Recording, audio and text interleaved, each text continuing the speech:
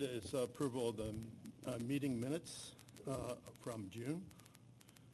If everyone had a chance to review those, are there any objections to making the motion to approve? Second? Okay, first item on our discussion agenda is Wentworth, 26 Wentworth. It's a land development project. They're seeking preliminary and final approval. They were before us last month. And welcome, Nick. Good evening. Nick Kelly, representing the applicant. I just thought, to open this up, it seems like the 5 waivers that you mentioned in your letter are really the meat of the matter here. Okay. And I assume that the other comments from Gilmore and Jeanette Fleming will comply? Yeah, the other comments were drafting comments. Okay, so, yeah, Sure. so if you could just walk us through Sure. the waiver issues, and we can discuss that. Okay, the first one is to submit this as a preliminary final plan. Actually, the code provides that I believe we really did not have to go through a preliminary plan, that if you have a minor subdivision, which this is, since it's only a 2-lot subdivision, it's considered a minor subdivision. And so for that purpose, we are requesting that this be treated as a final plan so that the applicant doesn't have to come back with final plan approval, which would take probably another 6 months onto the project time. So that's the reason we're asking for preliminary final. Actually, the code provides that since it's a minor subdivision, you can proceed with preliminary final, but I know in the past we've always requested a waiver for that. So in this instance, we're requesting a waiver likewise. The other, number 2 on the waiver, was the man-made features within 500 feet, which again is a common request on almost all of the applications. We have submitted an aerial that shows all of those features that are within 500 feet of the project, and hopefully it's attached.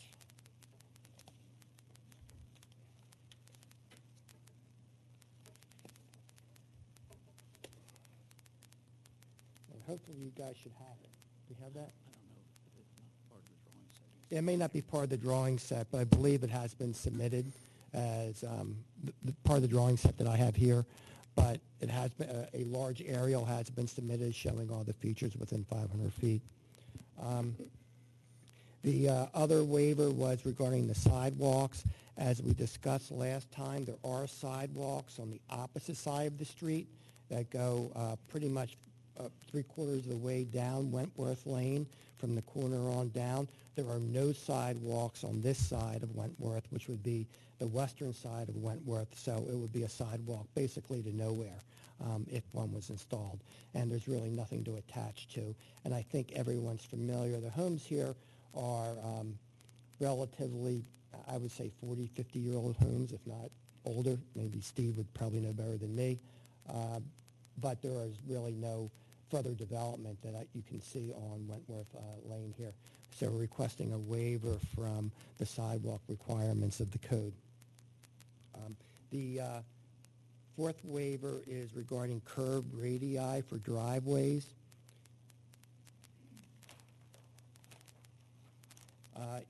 In Radnor, we have a requirement that even for residential, we need a 10-foot radius for driveways. Probably, well, on Wentworth, and also probably if you even look out here on Ivan Avenue, no one has 10-foot radius for residential developments. The 10-foot radius would come all the way out here. It would impact a utility pole. It would impact a utility pole located in this area, and for that reason, we're asking for a 5-foot radius, which is plenty. As you see, this is a 5-foot radius. Here's the utility pole here. If we had a 10-foot radius, it would be out here in this area. And also, it would be saving on impervious coverage requirements as well. It would reduce the impervious coverage requirement. It's our belief, the engineers' professional belief, that a 5-foot radius for residential development is significant and satisfied any requirement. Generally, the 10-foot radius for commercial developments when you have large trucks pulling in and things of that nature. We ran into that on the Wawa development, actually, and an inconsistency in the code. The other request for a waiver, the last request for a waiver, is the minimum distance between driveways. And currently, this area here, we have a 3-foot distance. Excuse me, Mr. Cornelia, for everybody here, Ian, could you please zoom in on that? Because I can't see what he's, thank you. I think there's something more, let me see. Here you go. This is better.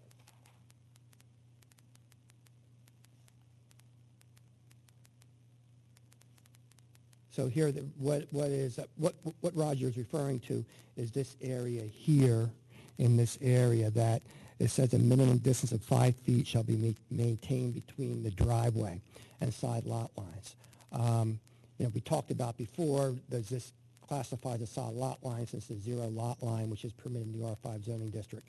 But we only have 3 feet, and that will be grass that we will be maintaining there. The reason that we cannot maintain the 5-foot distance, it would narrow the ability of the driveway to get in the garages. As you can see here, there are 2-car garages that are located in this area on both sides, so that we can park on site and not have to park in the driveway. And certainly wouldn't be parking in the street anyway, but we would, this would satisfy the requirement of 2-car parking on site, and it would be inside underneath the main building. So that's the waiver request. So Nick, as chair, my feeling is, and I just want to say, I'll say something and then others can weigh in.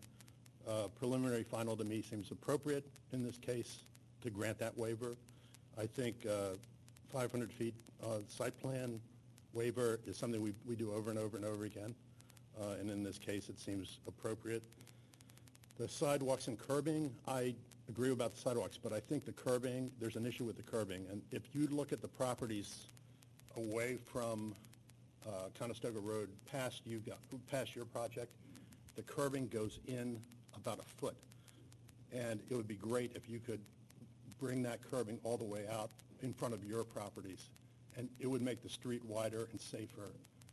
It just seems like the right thing to do. Plus, the curbing that's in front of the project is old curbing. It's really not, I don't think it's appropriate curbing for how we would do this today.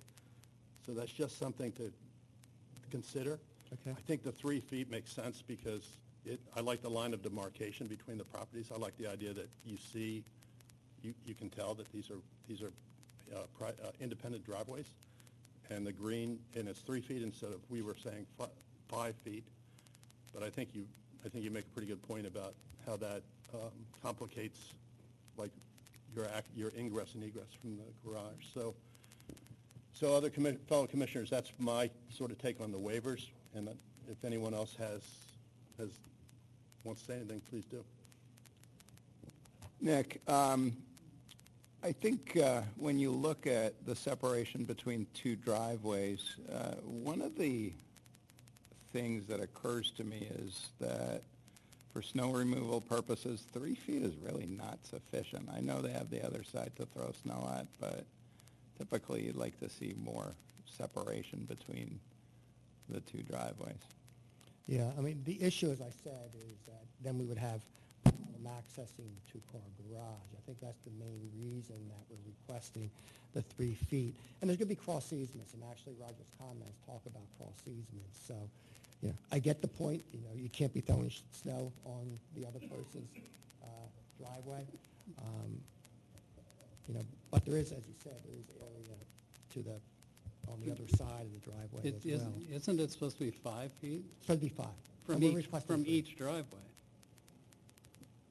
So it's supposed to be 10 feet between the driveway? The code provision is 5 feet from the sideline, which would be a total of 10 feet between Yeah. the 2 driveways. I mean, to go from 10 feet to 3 feet, and the garage is, I guess you designed the building, so I'm not sure, obviously it wasn't taken into account, or didn't want to be taken into account, and I kind of have a hard time with that.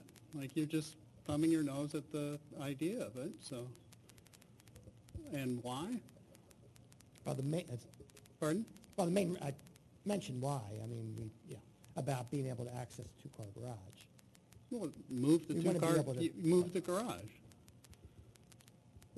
But then you're going to be redoing the whole architectural scheme of these buildings as well. We get that. Well, yeah, we understand that. It means the scheme wasn't designed properly to accommodate the code. I see what you're saying, Steve. I mean, I just I have a hard time with that. I mean, I'm an architect. I have to design the code, so, you know, we do our best. yeah, I'll take it back to the applicant and see what we can do. Yeah, in all fairness, we also understand the point with semi-detached, zero lot line, zero separation, but these are driveways, not homes. The other question I have is regarding the radius. What's the hardship behind repositioning the pole? Well, one, you would have, obviously, you hit it right there, that we'd have to reposition the pole. And secondly, also, we'd be increasing impervious coverage as well, that we're trying to at least limit to some extent. And also, as I mentioned, I think really that requirement is for commercial type developments, applicable to all developments in Radnor, residential and commercial. But 10-foot radius is a large radius. I mean, for a residential development. As I mentioned, on this street here, on Wentworth, there are no 10-foot radius driveways. And as I mentioned, I was driving down Ivan tonight and just like out of curiosity looking, and there was nothing that was even probably 5 feet. Well, there's no question about that. And if you look at it in the context of the modern code, there's a lot of things on Wentworth that are non-conforming. And our duty is to bring that into the 21st century. But we're not going to argue that this is a modern code. I mean, Sure. no offense, but everyone knows this. Would increasing the radius put you over the impervious? They would have to do a recalculation perhaps on that and see if it did. It may. Remind me how close you are. I know they're tight. I think I saw 39%. Yeah, I did 39.3%. Mhm. So it'd be very close, probably putting you over the impervious. Got it, thank you.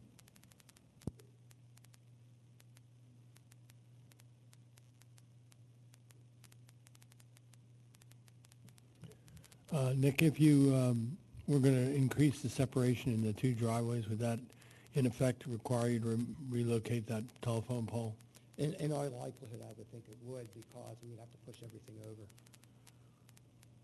And, Or even the radius would impact the telephone pole too? We're gonna pull up that thing again. Because here's the pole, here's the, so if we needed 5 feet, I believe, and I don't have a rule on me, but it appears that it probably is 3 feet. I don't think it's 3 feet on each side, I believe it's 3 feet, 1.5 on each side. So we'd have to push it over 4 more feet. Mr. Caniglia, could you speak into the mic? You would have to push it over 4 more, probably at least 1.5, 3.5, 3.5 to 4 more feet, you know, from here to here where this pole is. So it certainly, I believe it would impact it, and particularly with the curvature.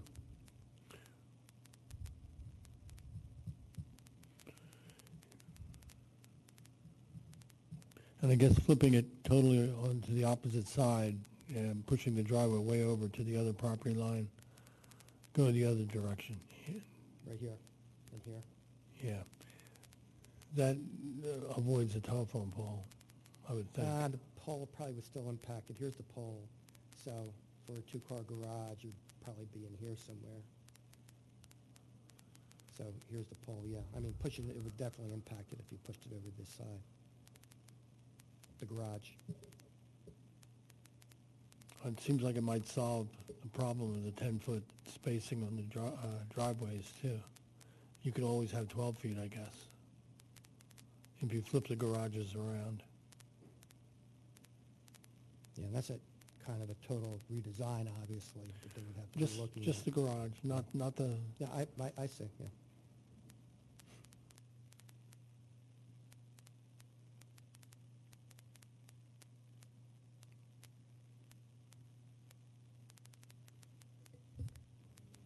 Is there any other commission comment about any of the waivers Is there any public comment? Mr. Chairman, I do have a question for council. So, Mr. Cornelia, if you could turn to page 3 of 12, and this goes back to the chairman's request. And Ian, if you could blow this up considerably, and Nick, if you could slide that up to show the curb line. So what the chairman was talking about, I believe, is you see how that curb line, as you approach the page left, it dives back into the existing curb line? It shows the curb outside, curb cut for driveway entrances. Follow that around, and then it dives into, if you proceed left, at least on my plan, it shows that it dives back into the curb line of Wentworth, which is what the chairman is actually requesting, or I believe was talking about. Yeah, that's correct, Steve. And also that curb is more significant. The one that dives back in is more significant than the curbing that's in front of the project. So the point being, we'd rather follow a road wider than to keep the same width. Again, I don't know why this revised sheet doesn't show it, but mine does. It's very clear how the curb runs parallel to the property line, then it goes in about a foot or two to meet the existing curb on Wentworth, page left. And the request is, instead of following the narrower road curb width, to follow the wider road curb width. Yeah, I don't know that your plan, Yeah. I don't know if I'm looking at a different sheet, but You know. I'm on sheet 3 of 12. Yes, right there. I can't tell with the resolution on the screen. But the sheet I have shows that you're following the width of what I'm going to call Summit Terrace, and then it dives back in as it gets past these two lots. Whereas what we're requesting is that you actually follow the wider road width curbing, and then you can transition out to the narrow up ahead. Okay. Yeah, we can put that on as a condition, and we'll look at it. Great. Yeah, because when you're at that part of the road, you're diving in and out sometimes just because it's like tough. That's one of the tougher spots.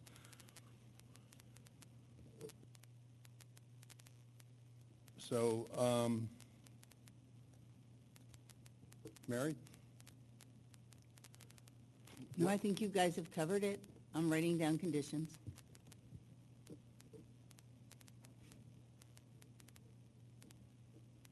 So we'll grant preliminary final approval given the conditions we put forth are met. Is that how we want to handle this, or? Can you just restate the conditions for the record, Mr. Chairman? So the conditions are 5 feet on property line adjustment that gives you 10 total feet for the driveway.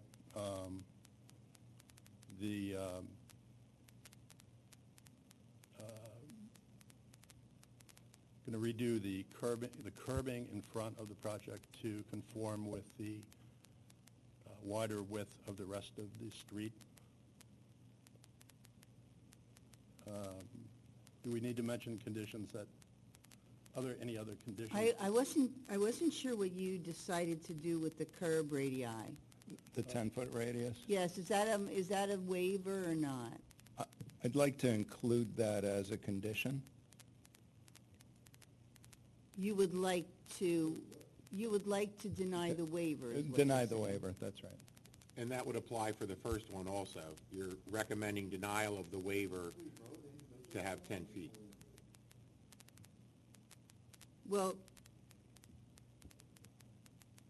so what I have, Mr. Chairman, is a waiver to allow preliminary final, a waiver for the 500 features within 500 feet of the site, a waiver of sidewalks but not of curbs.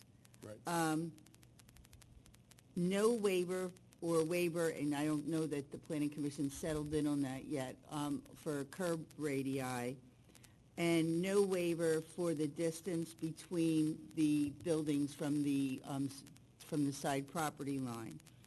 And then the road shall be widened to match the curbing to the south side of the site. And that's all I have.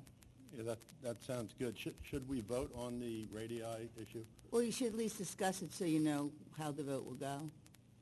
I mean, personally, I feel like the 5 feet radii is fine, given this neighborhood and given that it exists on the street. I agree with fine the with- 5 foot. Sorry, go ahead, Skip. I agree with the 5 radii also. I'm fine with the 5-foot radius.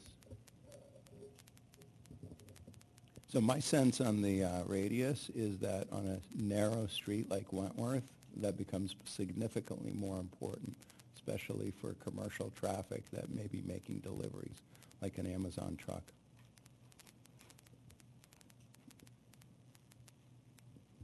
Well, like I said before, I just think that it's a condition that exists on Wentworth, and I don't think, on this property is so tight that I just think going to 10 feet is not necessary. Well, I think that is something that gets cured if you reposition the driveways. So the telephone pole falls away. The only question is the impervious, does he go over the limit?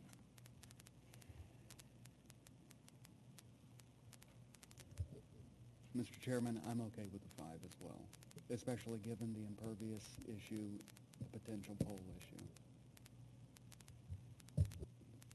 So it sounds like we have a majority to, so, Mary, so it will be 5 feet?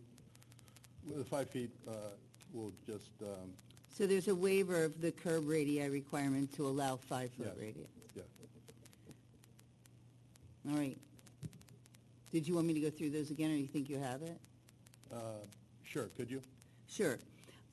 You're voting to grant waivers from section 255-12A to allow this to be preliminary final approval, 255-22B1N to allow an aerial photo instead of showing the features within 500 feet on the plan, a waiver from 255-27C1 to allow a waiver of sidewalks but not curbs, and a waiver from 255-27H6 to allow a curb radii of 5 feet. The waiver for the distances between the garage and the side lot lines is denied.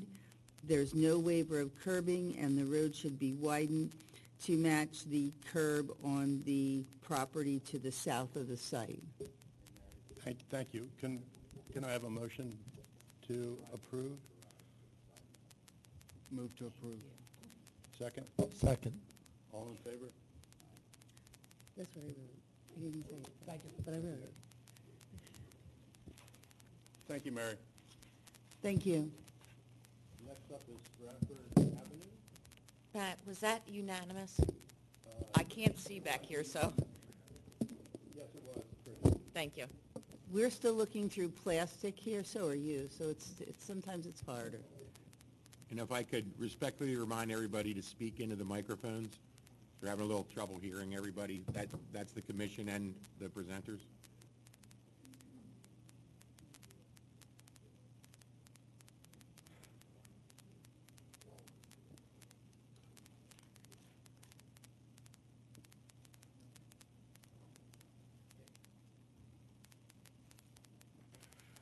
Dave, are you leading the charge?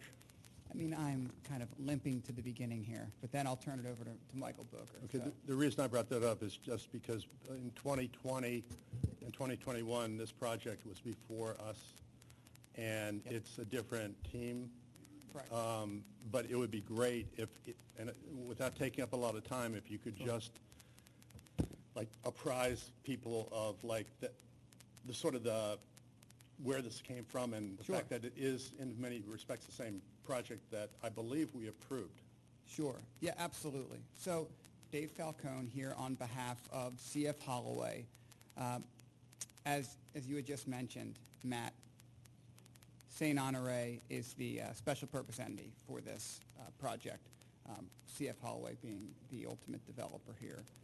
This project was originally before the township as a much larger two-phase project on both sides of Stratford Avenue. It is the Hamilton Estate, which was out here. This portion of the project is not the portion of the project which is presently subject to litigation. That would be on the opposite side of Stratford Avenue, a much more dense development.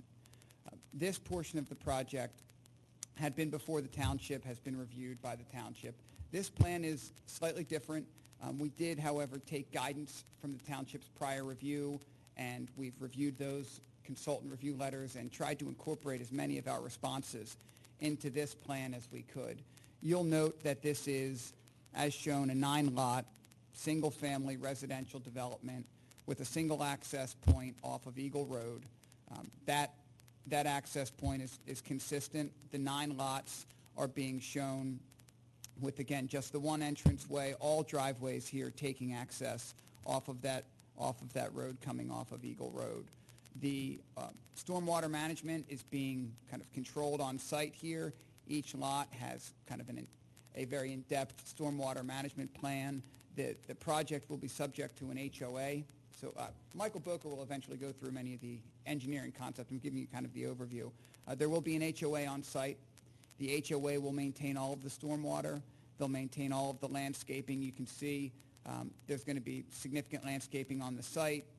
We'll be in front of Shade Tree as well to discuss our landscaping plan. All of the road is being provided for dedication like the prior applicant had done on this site. And I think for an overview, that's probably where I'll stop. And I'll turn it over to Michael just to walk through some of the engineering. Then I'll get back up at the end and we can talk about kind of what we see the process to be. And you're seeking some form of approval tonight? A recommendation for preliminary approval would be great.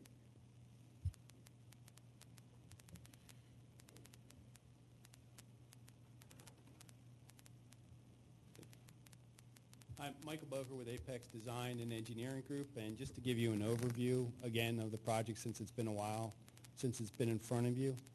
As Dave mentioned, the site will have access from Eagle Road to a cul-de-sac for the 9 single-family lots. One slight change in this plan from the previous one is that the entry road was shifted a little bit away from the property line to the north on Eagle Road.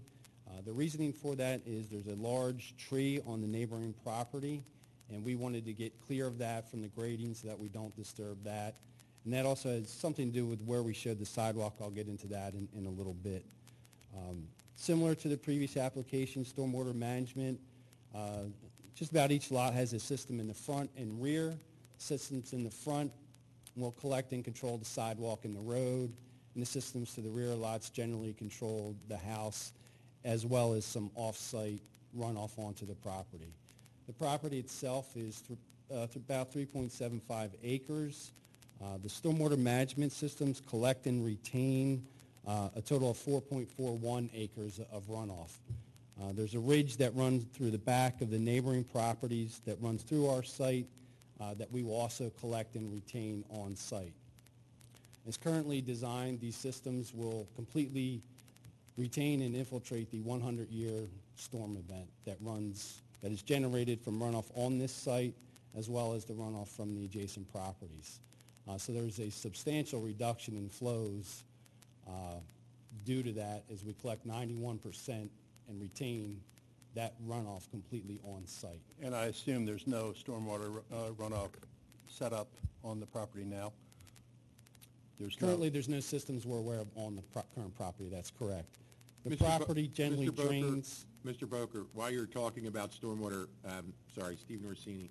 So in Roger Phillips' review letter under number 6 under stormwater, it is unclear if overflow outlet structures are present on the proposed BMPs. Please clarify, and if not, revise the BMPs to provide them. So one of the ones I was questioning is the one you have in the common space off the cul-de-sac. where and where would that overflow be, or that discharge point? So that overflow from the cul-de-sac would be through Lot 9 and across just over the very end of the neighboring property into the septic tracts. That's from the BMP in the open space at the bulb? Yes. The lowest point that those would discharge would be up through the inlets in the cul-de-sac. Okay, and that include specifically that BMP, yes, no. To your right, yes. Where does that discharge? Same place. That connects to an inlet within And the goes cul-de-sac. through? Yes. We currently are doing additional infiltration testing on the site for some systems that did not have that, and also we'll evaluate if any additional overflows are needed on site.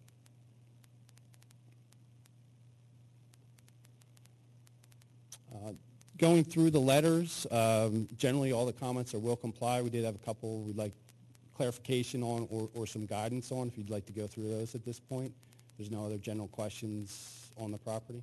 Just one about stormwater from I'm just wondering, it's, these properties, people will not be able to do a lot of work in their yards, right? Because of the stormwater. That's Stormwater correct. is really taking the yard over. It does. So no pools going in, no decks going up, stuff like that. So Matt, I did speak briefly to staff.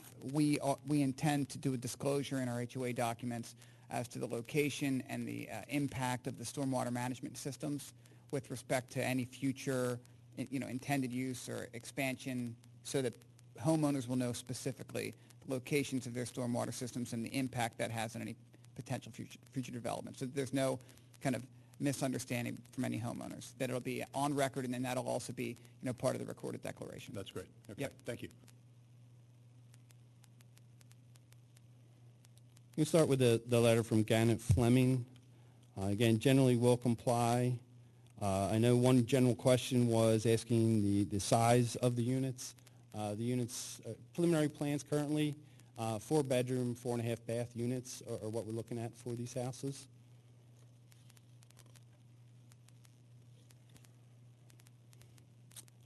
Comment 4 in the subdivision and land development.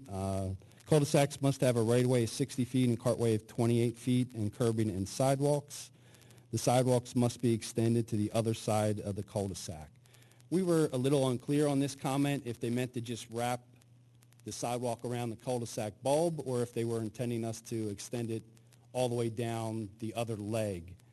Currently, we have a sidewalk along Eagle Road that extends along the western side of our new road and terminates at the last driveway. So if the intent is to continue it around the bulb and have it enter the cul-de-sac, we're good with that. The extension of the sidewalk down the opposite side of the street will impact the landscaping that we want to do on that side, and we feel it's just additional impervious with all the lots on the other side of the road that really isn't needed for this development. Were you guys after two sidewalks? Or? Yeah, I believe when the previous plan was in front of you, that was one of the items brought up by the Planning Commission, was to wrap that sidewalk completely around that road. So you can certainly reconsider that decision now, but that's what brought that comment aboard. So that would be a partial waiver from that requirement to stop it at the cul-de-sac bulb, but we would continue it around and tie it into the bulb itself. The next comment, comment 5, when a subdivision abuts or contains an existing street of inadequate right-of-way width, the Board of Commissioners may require the reservation or dedication of rights-of-way to confirm the required standards. Eagle Road is a major collector. The right-of-way requirement by code is 80 feet, and the cartway is 48 feet. We've indicated on the plans that we are providing an additional 10 feet. We believe the plans actually show that we will provide an additional 20 feet, and that'll give the half right-of-way width on our side of the street of 40 feet, which would be for what's required for this development. So that is actually will comply, and the plans do comply with that. And we would ask for a right-of-way on the extension of the cartway for Eagle Road. Just in terms of like emergency equipment, have you had have you gone through that aspect with anyone, fire department or anybody, about how they could handle this cul-de-sac? The cul-de-sac itself is 28 feet wide, and we have done a maneuverability study, but we haven't presented it to them yet.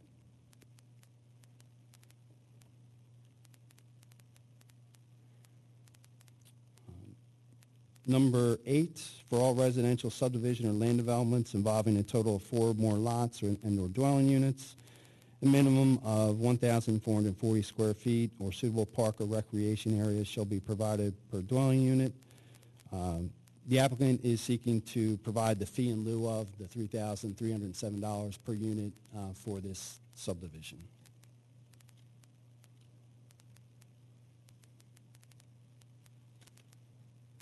So how does the common, I think you have 3 common areas on the Yes. property. How does that play into the open space map? We would not count that against that requirement. We would pay the full fee in lieu of. Okay.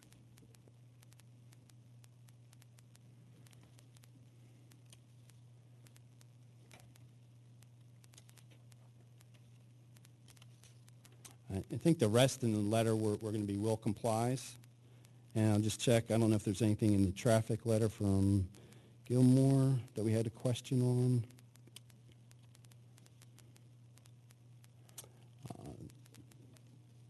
In the first section, subdivision land development ordinance comments, same thing, they're recommending a 5-foot sidewalk be provided.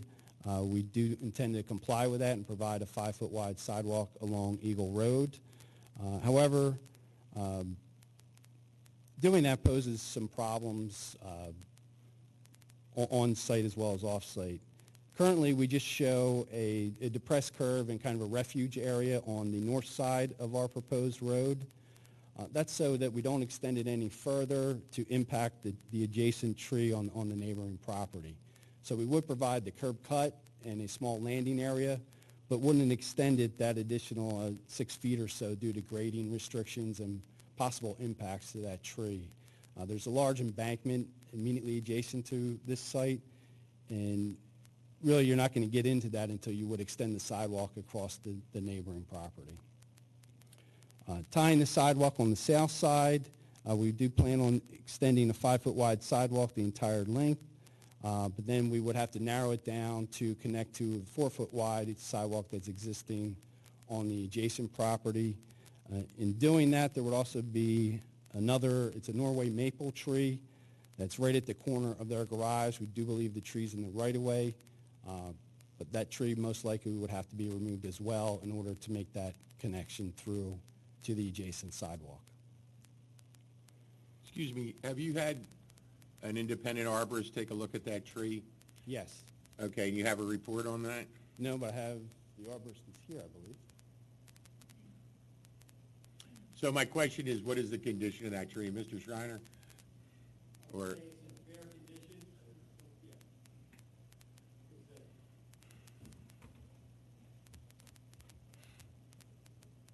Good evening, Steve Schreiner, Schreiner Tree Care. It's a Norway maple. It's 29 and a half inches DBH. I would say it's in fair condition, but relative to putting a sidewalk in, it's going to really have a lot of root damage. thank you. Yep.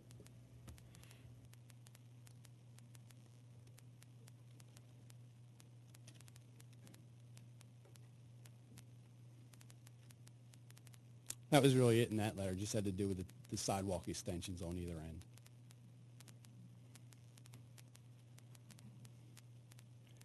And just to reiterate, the stormwater management, the site is comprised of 3.75 acres. We are collecting and controlling a total of 4.41 acres that otherwise used to run off uncontrolled across our property and onto the adjacent properties. So we're going to retain, like I said, 91% of the runoff generated from this site and off-site sources. With that, we will see a substantial reduction in runoff from this site.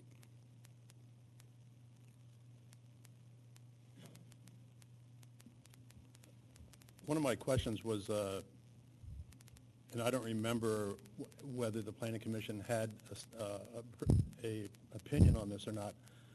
private road versus public road, the cul-de-sac, I feel that I'd rather it be private because of liability issues if it's a public road. And I just think it's harder to deal with that kind of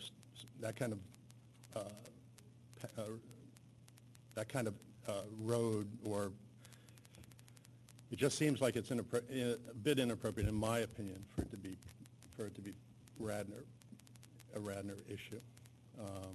But I don't remember where we went with this before. Like, I don't remember whether this even came up in the previous iterations of this.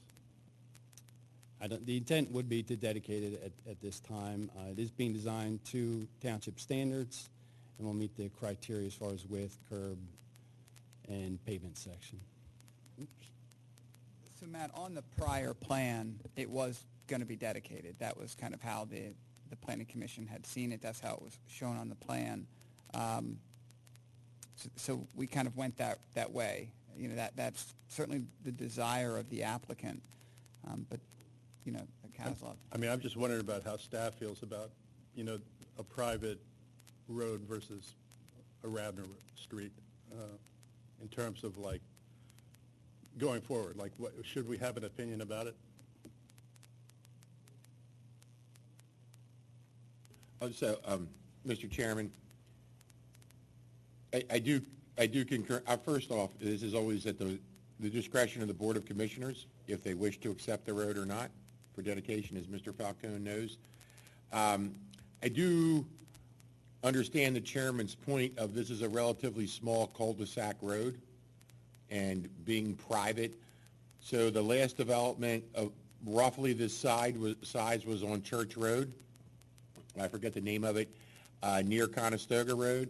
That was a private road. That was not offered for dedication. But again, it's at the discretion of the Board of Commissioners. So what the Planning Commission can make a recommendation one way or the other as part of your, if you provide approval as a condition. But Steve, there's no solid precedent one way or the other, right? No, but I would like to add for the Planning Commission, private or public, every resident on that road will receive recycling collection, trash collection, leaf collection, and obviously emergency services. So it doesn't affect that. It's the ownership of the road for future maintenance and repair, snow plowing, things like that. One of the things we talked about in preparation for the meeting was the composition of the road. Is this still going to be porous paving as we discussed in the other plan that came in? No, that is not. It'll be standard paving.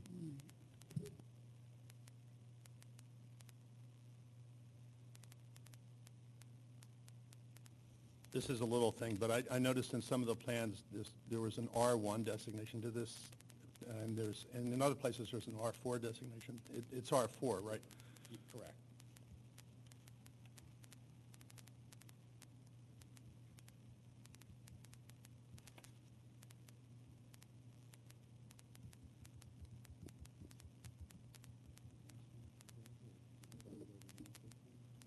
Mr. Chairman, if I may, I have another question.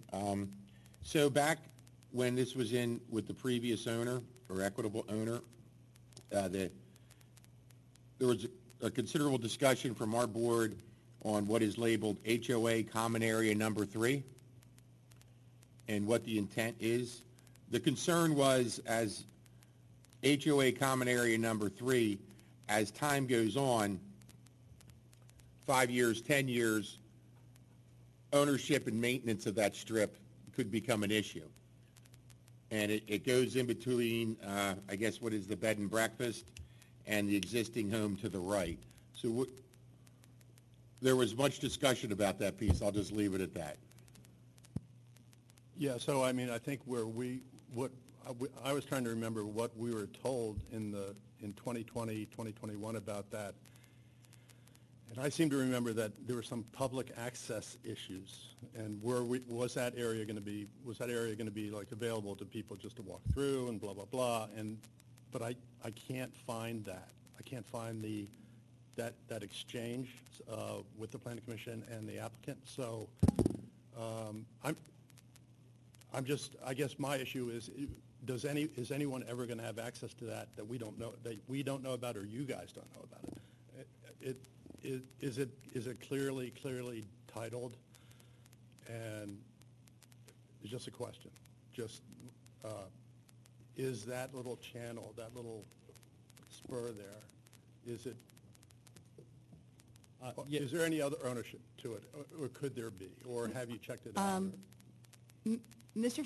Falcone and I talked about this afternoon, because I raised this when you and I talked, and he is going to get me some information from the title search and hopefully some previous plans, so we can see how the subject property was created. And that will instruct us as to whether there's other private rights in that piece of property that we have to be concerned about. But I can offer that there is nothing in title that encumbers that piece of land. Really, the only thing that came up in title was a stormwater easement?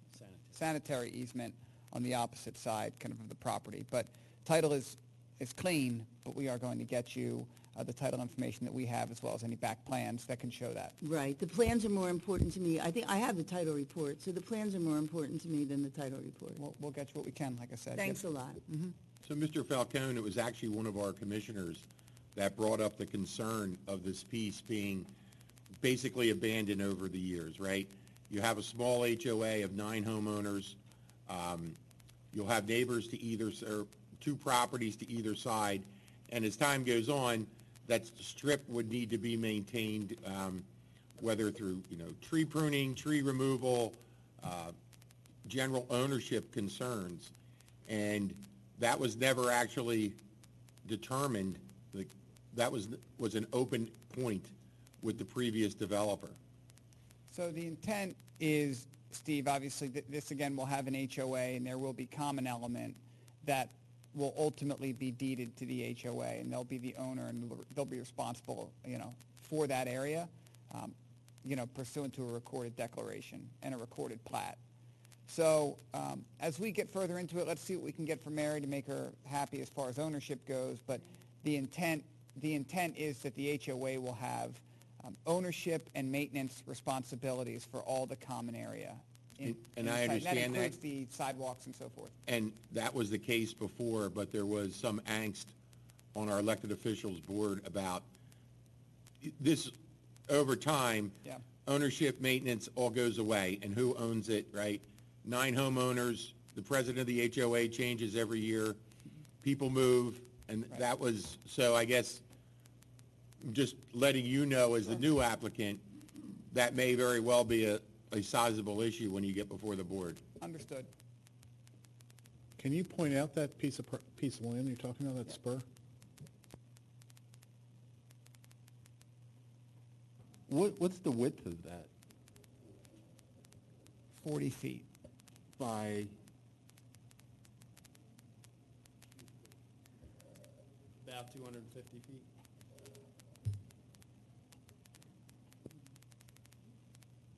So it was basically like a connective tissue, right, between properties with a road in the way, I think, right? Like, This property here. yeah, yeah. Right. Stratford Avenue in the way. Are you keeping that parcel because you need it for impervious compliance on the rest of the parcel? No, I mean, it was just it's a part of the parcel. It's just kind of there. The township wouldn't want to park, right?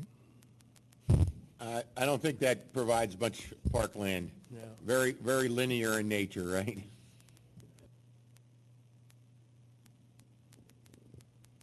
Always thinking, Skip. Sort of a little bit of a nosy question.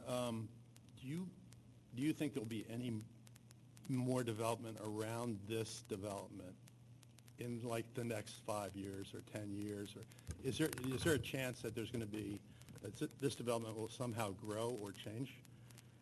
Well, I do think that so I should say, Mr. Holloway has kind of no interest, equitably or otherwise, on the property across from Stratford. Is that correct? So kind of there's no kind of I think the prior applicant had a much larger concept. So that's not in the play here. As far as other parcels along Stratford, I mean, it's certainly possible. It's certainly possible that there could be more here. I know the neighboring property, there was 5 ended up coming out of that house there. So, you know, I think it's just like, if you're gonna, at the end of the day, if you're gonna have a bigger development, is it, you know, if you know, sort of, if you know you're gonna do it, it makes sense to like, do it all at once. yeah. Yep, understood. And I think, you know, certainly we're aware of that and sensitive to it because there's kind of effort and the whole shebang for Kaz as well, you know, to put it together. So I think for sure this is the most important piece, and this, what Mr. Holloway is showing tonight, is what he knows is coming. This is where it kind of starts for him. To the extent it grows, Matt, and I'm being careful what I say because I don't know for sure, and I don't think Mr. Holloway knows for sure what is kind of in the cards here, other than this piece here, he is now the actual owner of, the fee owner of. There's no equitable interest. So when he settled on the property, we had to go with this, and that's where we are on that. Mr. But Falcone. understanding full well that we would be back. You know, if this changed, we would be back. Mr. Falcone, so Yes, the sir. one lot, the lot 10, if you will, off the cul-de-sac, that's staying in the Hamilton Trust, or was that part of this? Where's lot 10? Yeah, That's not part of this, is that correct? that was not part of that sale. Mr. Okay. Mr. Holloway owns the end piece, but it is not part of this. Right, and there's no intent of using this as part of the development, other than No. sanitary sewer? Which already exists there, right? The easement already That's exists. correct. That's all, I was just trying to clear that up. Yep, so this will not kind of swing around at some point and capture that to be, yep. That's a standalone, Steve. Single lot, existing. So is this project by right, Dave? Yes, this development is by right. Hey, Dave, just a couple questions. Yes, What's the Dave. purpose of the internal sidewalk on one side? So it's to meet township requirement to have walkability of the project. You know, Dave, there's no sidewalk up here, kind of above the site, but there is some below.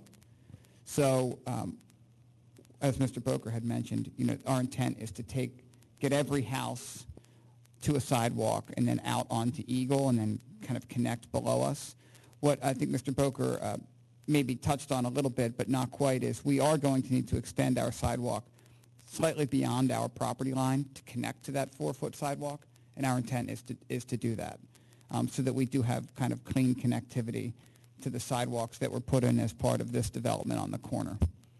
But that's our intent. We're just trying to meet the code and make it walkable.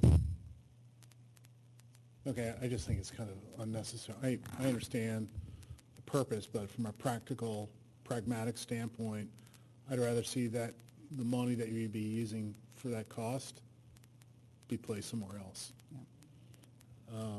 My other question I have is, can you point out where the stormwater catchments are going to be?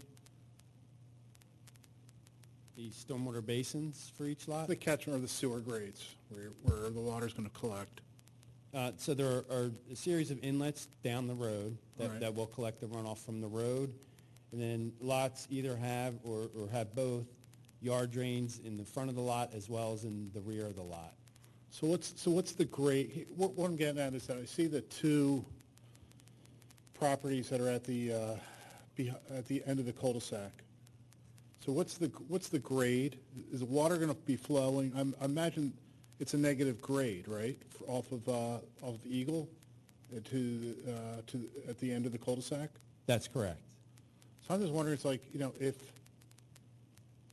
for those two homes, how protected are they going to be from from excess water that's basically going to be flowing down, and as well as from a practical standpoint, when you do have snow removal or the plows coming in, how are they going to remove the snow? Are they just basically go down the cul-de-sac and just basically pile it up at basically somewhere along the cul-de-sac?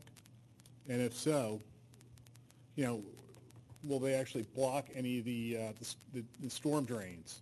So the water is going to be flowing into the front yards of those two homes. So right now, we do have two inlets within the cul-de-sac itself to collect the runoff. There is room on the outside of the cul-de-sac to plow and push the snow. We have graded it so that this house is located upgrade from the cul-de-sac. So if water did overflow, it would come onto the drive and then around the house to the rear of the yard. Thank you. You're welcome. And before I just give up my 30 seconds here, I'd just like to see if there's more of a practical way to use or redeploy this cost of the sidewalks. And to do it somehow, if we could redeploy that or allocate that money somewhere else, as we've done with that development across the street from Agnes Irwin. We were talking about doing that as well. At the end of the day, were there sidewalks in that cul-de-sac? There was if I recall, there was a requirement for that, and we had said, hey, in lieu of that, why don't you put the sidewalks along South Lathan? If I may, so that development was approved with sidewalks interior to the development. The sidewalks on South Lathan was from the adjudication of the conditional use. They were two very separate issues. The builder had proposed what Mr. Nat stated, but in the end, that's not how it played out. Okay. Thank you.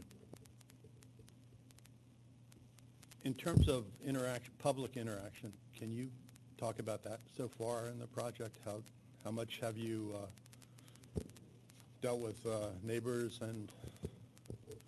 So Mr. Holloway has had discussions with some of the surrounding neighbors to the project. He's aware that there was, some concern coming through the last development from the neighborhood. He's been sensitive to that. He's also aware of this, again, the separation of the two projects and the significance of the one versus this. But he has spoken to the neighbors, and will continue to do so as this moves through the process, Matt. Kaz has been around a long time, so he knows the importance of that, and I've been around a little while, and I also know the importance of it. So it's, we take it seriously to make sure that we'll be good neighbors. The intent here is that all 9 of these homes will integrate into this neighborhood well, and, starting off on the wrong foot doesn't assist that. So we'll try and get ahead of that.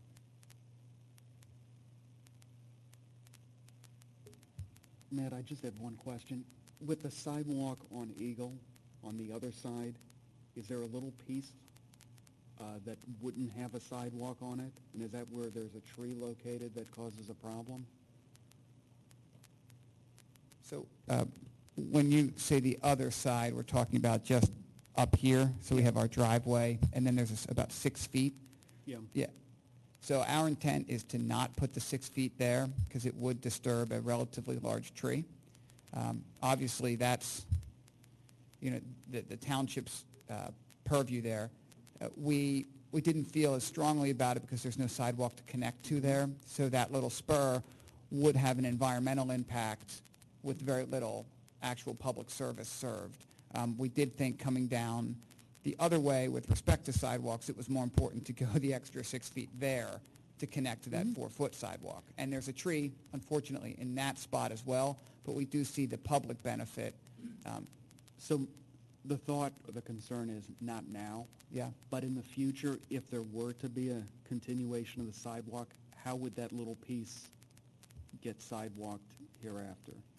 So, obviously, from our perspective, we're taking care of that going the opposite direction.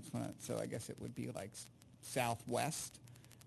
We're picking up that little spur going southwest, and we're, I guess, hoping that if somebody ultimately redevelops up here, Right. Mr. Vines, that they'll pick up that if they ultimately decide to eliminate that tree and have, connectivity further up, that they would come on and take that couple of feet and put sidewalk in when they put the rest of theirs in. kind of as we're doing going Understood. southwest. But would they have the ability, does that have to be any kind of condition now, that they would be able to put that sidewalk in, if it were ever to come up? We could certainly reserve it. We would be happy to reserve it in the event that there's connectivity above us, Yeah. that they would have the right to come on and do that. I believe that area is located within the roadway right-of-way, It is. correct? Yeah. Much like the one going southwest. But we could certainly include something within our declaration to confirm that the HOA would not object. I just ask one last question as I just think about it. If there is going to be this internal sidewalk on half of the cul-de-sac, does it have to be concrete? Does it have to be impervious? Can it be like a gravel, a nicely landscaped gravel path? Something that is a little bit more environmentally sustainable?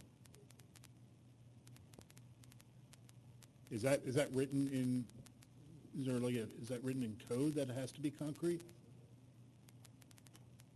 Go ahead. It needs to be a firm surface for ADA purposes. So it could be, if you wanted to have like an asphalt walkway, you could do something like that, but it needs to be a firm, solid surface.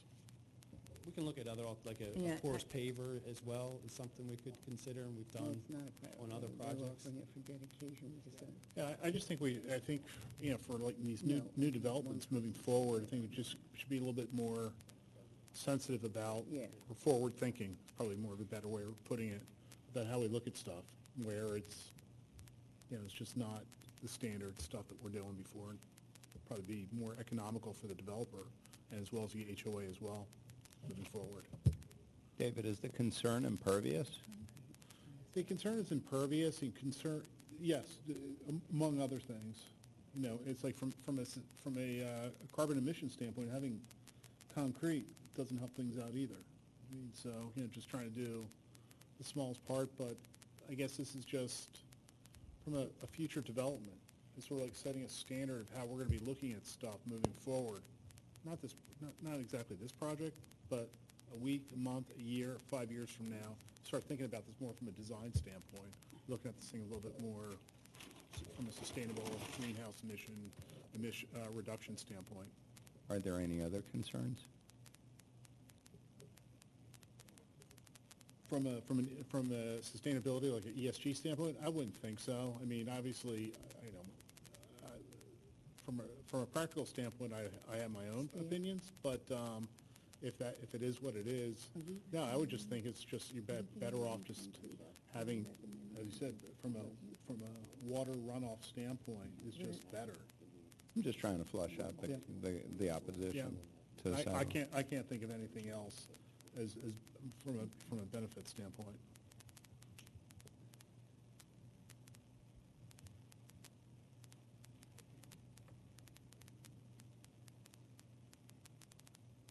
We do have our landscape architect here if the planning commission wants to get into that, or you may not tonight. It's, maybe more of a final plan discussion as we get through that, but I think so. I think it's, I thought so, but I thought I would offer it, right, and Vern's here, so just, you're going to go before Shade Tree as well. we're going to be in front of Shade Tree, yeah. You'll get a good look at it. Yeah. I just have a quick question regarding the HOA 1 and 2 and 3. Are you intending for that to be titled as separate lots? So you're talking about the common areas? Yes, that's Yeah. right. So the common areas will be shown on the declaration plat as common areas, and then they'll be deeded by one deed to the HOA. So they'll be separate common areas, but one deed to the HOA. So they won't really be lots, they'll just be designated on the plat as common element under the act. Okay. So they'll, Just trying to determine whether you're going to need waivers or not for size and whatnot. no, so those will exist. They won't be developable lots. They'll just be, the act defines it as common element. So under a UPCA development like this, the HOA owns it, whereas a condo, everybody owns a share. But here it'll be a UPCA, so they'll take a deed, and then the HOA will be the kind of the fee owner of these, but they're not developable lots, so they can be any size. Got it, thank you. Yep. Kind of a long-winded, circular answer, but hopefully it gets it done. Is there any other commission comment? Any staff comment? Any public comment? Come up, identify yourself. Come on up.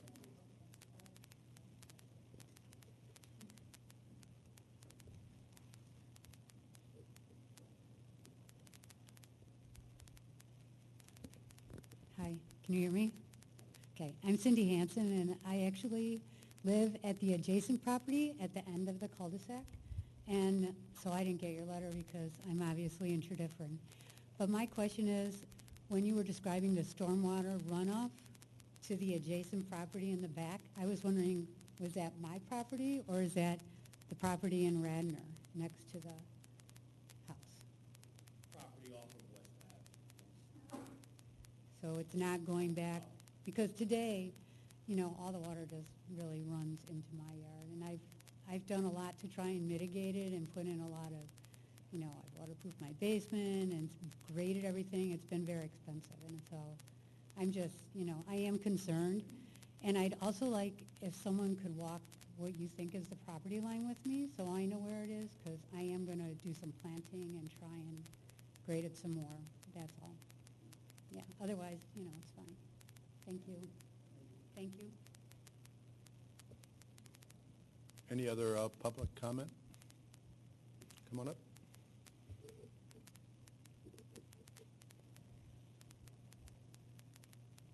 My name is Gregory Zari.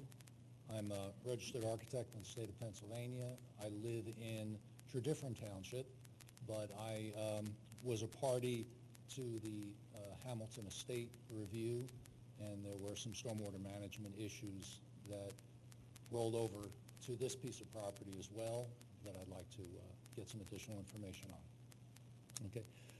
If you don't mind, I'd like to ask a few questions, and it may require back and forth in order to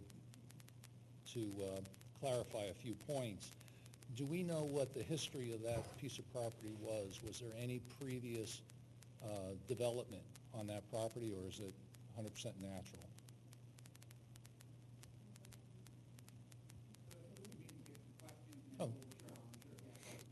Oh. And if so, when was it removed? If not, are you aware of what the remaining subsurface developments may be existing on that site? The next few questions have to do with your testing. Was there a perk test performed on this property? And of course, what the results were. I know that there was a soils or a stormwater management plan created, but I didn't get access to the report. There is some substantial storm runoff that enters this site from adjacent properties, and you had mentioned that on the west side of the property there's a ridge line on the backs of the residences along Stratford Avenue, and that rainwater does enter the site. But unfortunately, on the other side of Eagle Road, there's a concerning sea of asphalt, and that property also drains across Eagle Road and enters the site. How much consideration was given to, given to that contribution of stormwater to your calculations? And then finally, if you could clarify some of your statements about the property being 3.75 acres, the system is designed for 4.15 acres, I believe was the figure given. So I'm assuming it's a little more than a half an acre of additional capacity in the stormwater system. I'd just like to get that clarified. Was that based on a 10-year storm or a 100-year storm?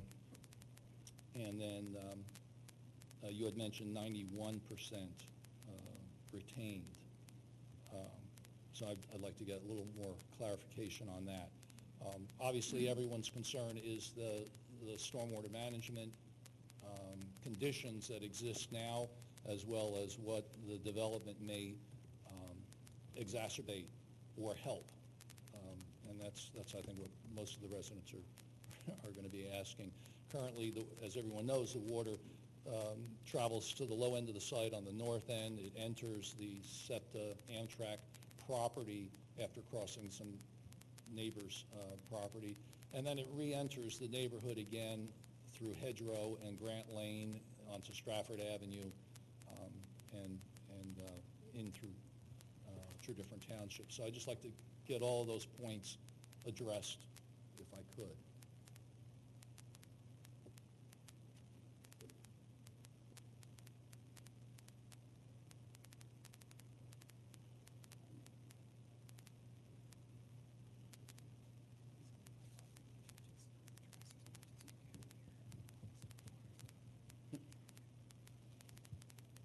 As far as past development on the site, we're currently unaware of any development on the site. There have been several infiltration tests done to date on the site, and we're doing some more, actually starting tomorrow.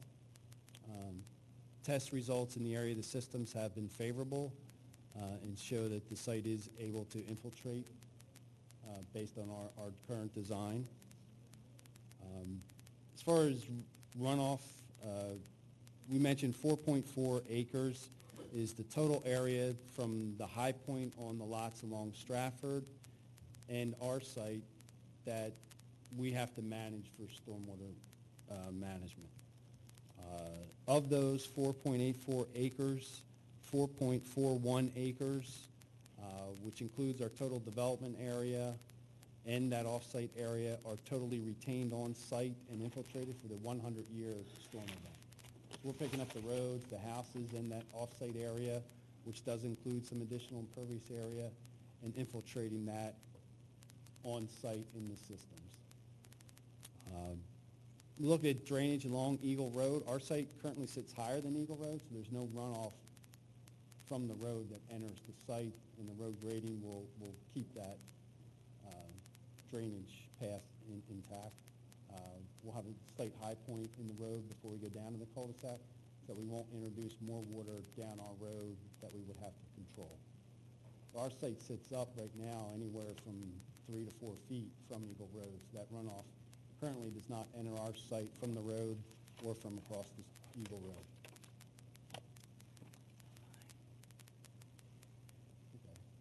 And just to mention another thing with the systems that we've designed, for the township, part of the stormwater management ordinance does not allow us to utilize the stone void in these systems when we do our design calculations.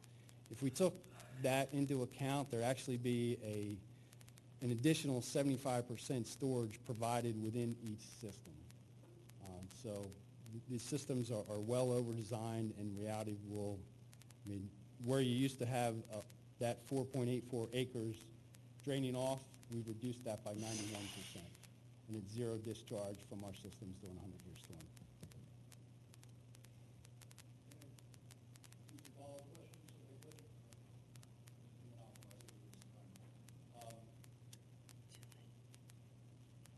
I understand the stormwater management systems as they're designed now do not overflow into a municipal collection system. Is there a stormwater sewer line in West Avenue? Also, is there one in Eagle Road, or is there one in Stratford Avenue that we could take advantage of and have, instead of allowing the individual stormwater basins overflow and continue on a surface flow off-site, if it could be captured and introduced into a municipal system? And then the second thing was any consideration given to this piece of property to provide any additional basin for infiltration to improve beyond what you're already doing? We're asking you to solve a problem that's been existing for quite some time, and we would see this as an advantage to lessen the impact that we're dealing with now. It's not your problem. I think it's, some other issues, and I do know that there is stormwater that runs off onto the road, and I have seen water entering the site. I don't know if the high point extends the entire frontage on Eagle, or if it's just at where the road is, at the high point you mentioned. But I believe, and maybe someone else could help me with that, whether the water is actually entering the site across Eagle Road. You know, I think that there's been some visual observation.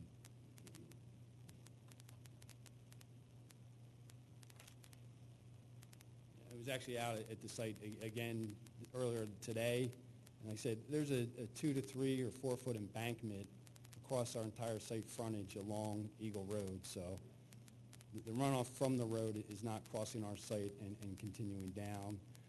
We have not looked if there's any storm sewers that we could connect to. As mentioned, we have zero discharge, so there's nothing, no outflow that we need to worry about and connect to an adjacent storm sewer. So, and one of the things that we talked about early on here was the importance of over-designing our system, right? So that was Michael's charge from Kaz and from me, that, you know, we couldn't come here and say, well, we've met your code, thank you very much, you know, that we had to exceed it. And that was the charge here, and that's what we've done by, I think, a pretty significant margin here to understand, and again, that gets back to the idea that, you know, we understand that there's a neighborhood here and there's folks around here, and that this is a community issue, stormwater. And so we wanted to be responsive to that and to not just worry about kind of things that are happening here, to gather stormwater that was entering our site from off-site that today is unmitigated, and make sure that we have zero discharge in a 100-year storm from not just our site, but off-site as well. So it remains, I can assure you, a very top priority for this developer that we address stormwater, that we're sensitive to it, and that we over-design to make sure that we're doing the best we can to control it. We'll continue to tweak our systems and with that in mind, but be aware that we understand the importance of it. We also understand the significance of stormwater impact in Wayne. Thanks, Dave. Steve and Roger, does what you're hearing sort of line up with, I mean, does it, you know, I'm not in your seat, so I don't know what you know, so, and what I'm hearing from the development team, does it sound like, are you satisfied? Well, as you see in my review letter, I have a number of stormwater comments, but once they address those, correct, they'll be exceeding the ordinance. Okay. Yes. Is there any other public comment?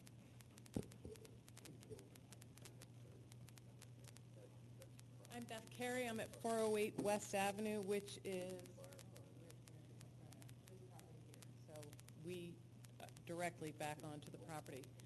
So I do have some additional questions about stormwater.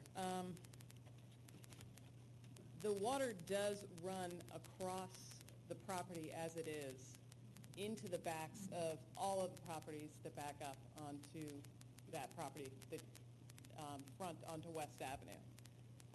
There's infiltration into basements from that. We can watch the water flow across our backyard. I know our neighbors do also. You know, fortunately, we don't get water in our basement, but a number of our neighbors do. So I do want to express concern that we want to make sure that we address the stormwater as a major issue. I'm also curious what neighbors you spoke to as part of this process, because, you know, we're directly impacted and no one spoke to us as part of this process. And we can address that later. So the other questions I had, I noticed on the preliminary plans 7 streetlights on this property. West Avenue has no streetlights. It's by no means a dark neighborhood. We have lots of front lights on people's doors, and it's very walkable at night, and 7 lights seems to be kind of really excessive. So I'd like to just address that and where that placement is. So that's one concern. Wondering about the curb heights on the opposite side of the road in terms of quelling some of that stormwater if it comes down the road. So, I'd just like to, I assume that they'll be standard, but we want to make sure that it's directing the water downhill and towards your collection basin in the cul-de-sac. The other issue is the landscaping on the back portion. There are a number of older trees that I know are going to come out. And, we'd love to be part of the landscape plan and understand what your plans are to put in there to make sure that, our sight lines are protected. Right now, we have a beautiful sight line. There's nothing back there, so. The other question that I know some of my neighbors who are not able to be here tonight had was the effect of traffic onto Eagle Road as people are trying to come out of this cul-de-sac. We have a stop sign at the end of West Avenue, and it's a four-way stop sign. And then there's a four-way at Eagle Road in Stratford. And for some reason, people decide to go from 0 to 40 miles an hour in that time frame. So, the concern is if you have a big tree at the end of that corner, how are you going to get out? So the people who are buying these houses, but also is that going to be a challenge? So I just wanted to raise that as an issue. And then finally, just a comment about, I assume this is township code, but why we're matching a 5-foot sidewalk with a 4-foot sidewalk, it seems kind of silly. So those are my questions, and I'd love to hear your concerns.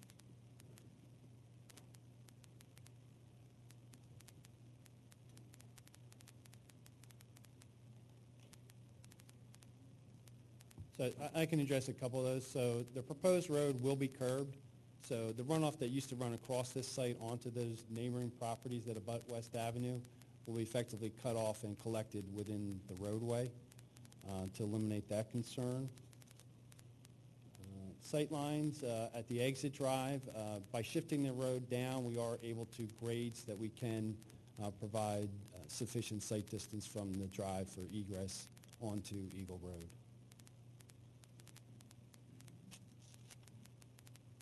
Good evening. My name is Bern Panzak. I'm with Glack & Thomas Panzak.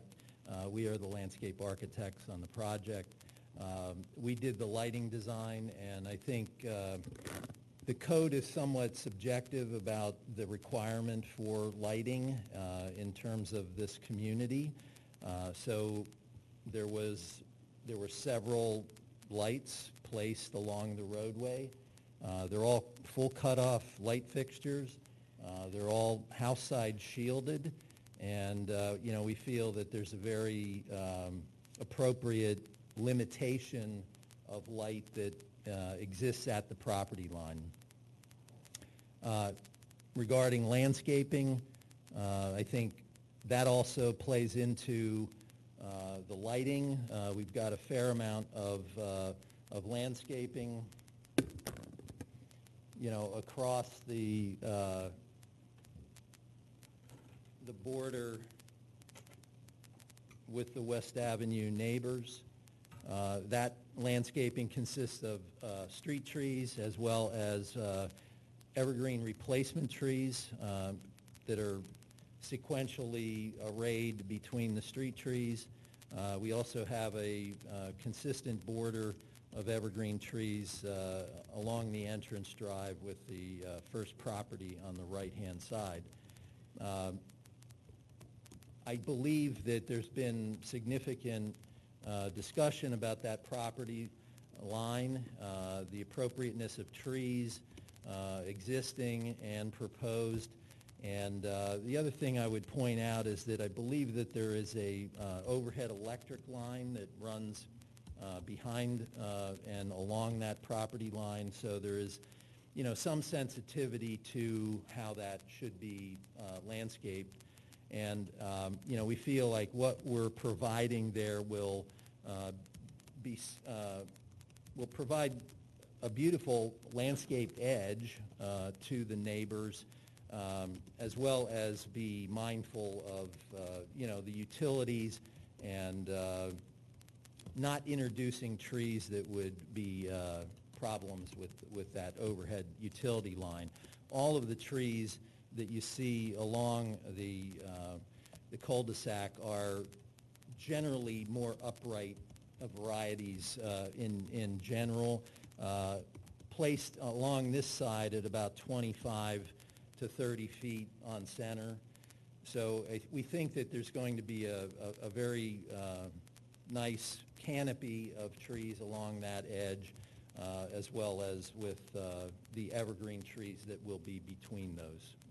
And the Shade Tree Commission will fully vet this plan, so. That's right. We've contacted Public Works to try to initiate placement on the July 27th or 28th Shade Tree agenda, and we'd also like to meet beforehand, perhaps the week before, with the Shade Tree representatives to walk the property.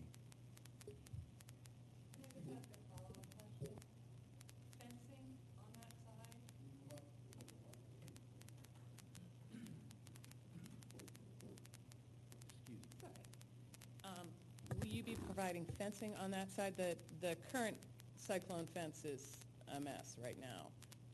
Is it going to be repaired? Are you going to replace it with something more solid? Are there plans with regard to that?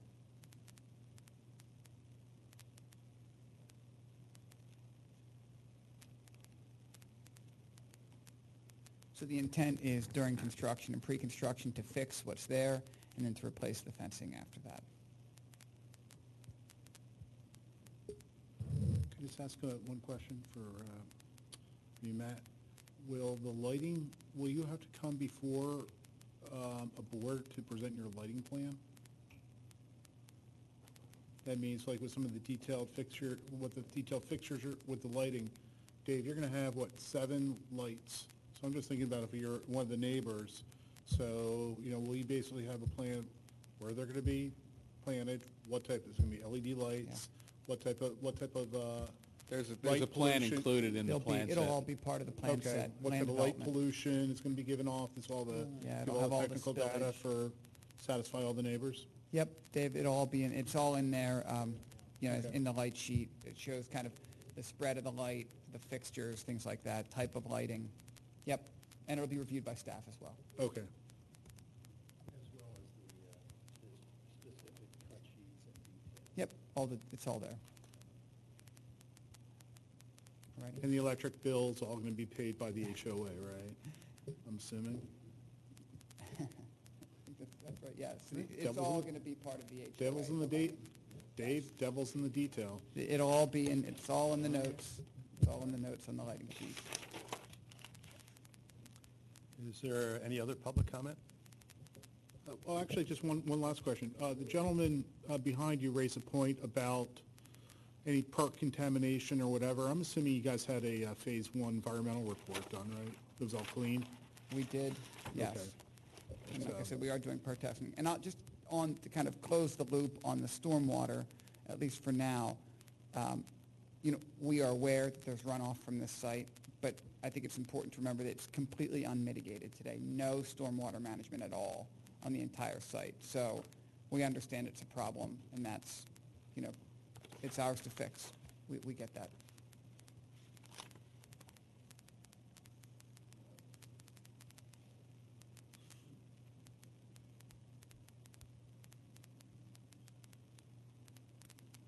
Hi, I'm Mary Beth Tarunian. I live at 404 West Avenue, next door to Beth Carey. I just want to piggyback on her comments about the lighting. I'm overly concerned about the lighting. It's dark back there now, and it's very light on our street with no street lights. And I did look at the lights that are on those plans, and it's very hard to tell how there's any kind of light shield happening. So if you could expand on that, that would be very helpful, because It looks like 8 lights is a lot of lights for that small of a Yep. street. One of the comments in my review letter asked for more detail about the lighting and the light shields. Yeah, because in looking at the diagram, it's very difficult to see like what kind of shielding is going to happen there. And then my only other comment is when you look at the road, right where this is coming out, it is so narrow. There's no yellow lines on the outside of the road or white lines on the outside of the road. And it's so narrow, all of the telephone poles have chunks taken out of them from cars hitting them. You see all the broken mirrors on the floor, on the ground from people's mirrors hitting there. How are people going to get out of there? Like, it's really narrow there. Are you going to widen it and stuff for people to get in and out of there? They're going to have to pull out really far. I mean, it's super narrow there. That's all I wanted to say. I guess just to follow up on the lighting, we have always included the house side shields. It was on the plan in advance of the comment, and that's a manufacturing thing. It's in the lighting schedule, and that would just be prepared at the manufacturing plant and delivered to the site with the shields installed.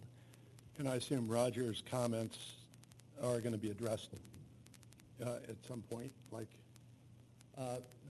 We feel like they've been addressed with our shielding. We do have a photometric plan that shows light cutoff at the property line, and we feel that the current plan addresses the comment. To the extent that there are any open comments, they will comply and they will be addressed to Roger's satisfaction. Absolutely.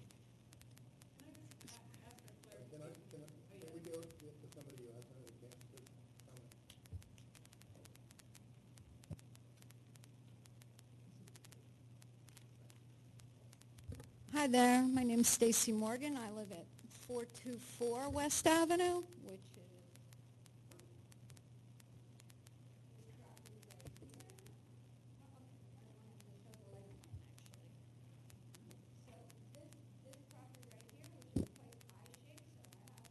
Can you talk into the mic, please?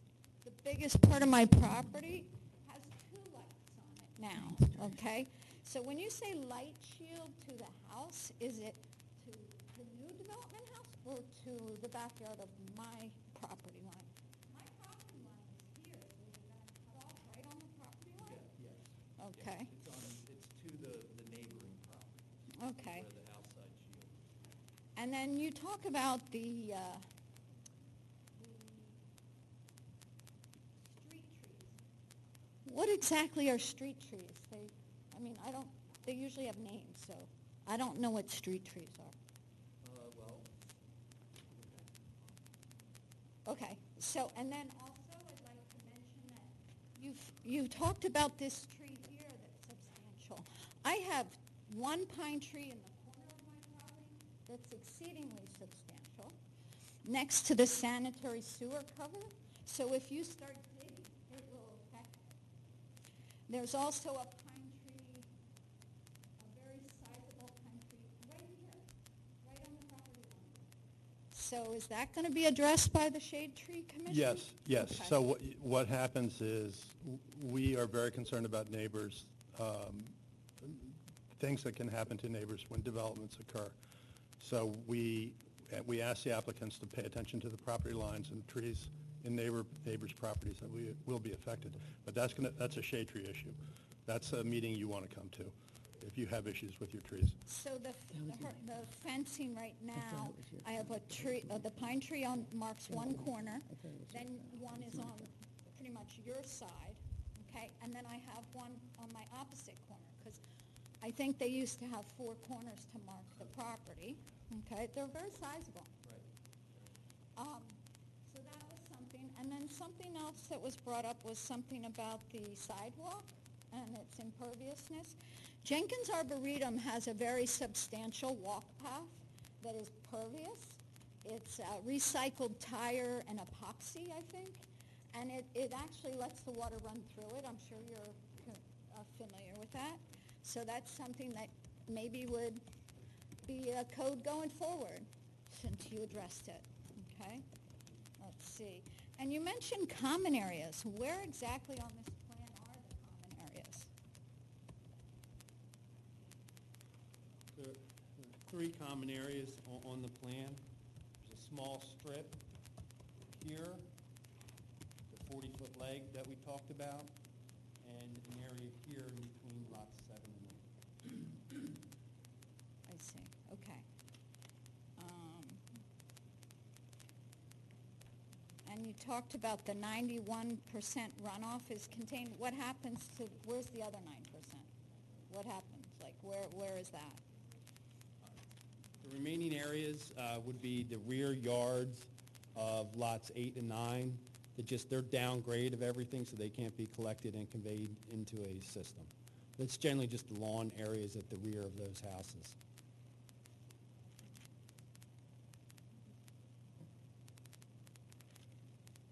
Okay, and it was mostly about the lighting is new to me, okay? Because the plan and the letter, and I was not spoken to either, and I definitely am not here. So that's really it. The lighting plan is new. I didn't hear about that at all, and that's a big effect since that's my backyard, and I like it the way it is. So, and the topography of the landscaping of the trees and the fencing would be very much along the same lines as Beth and Mary Beth.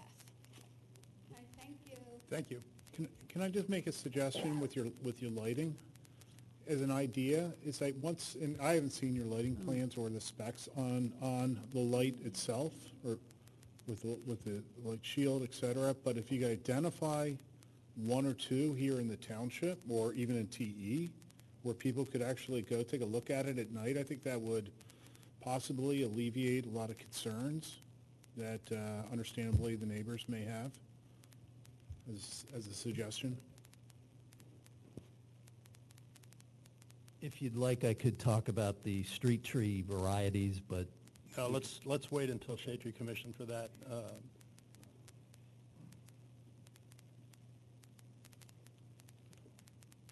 Any other public comment?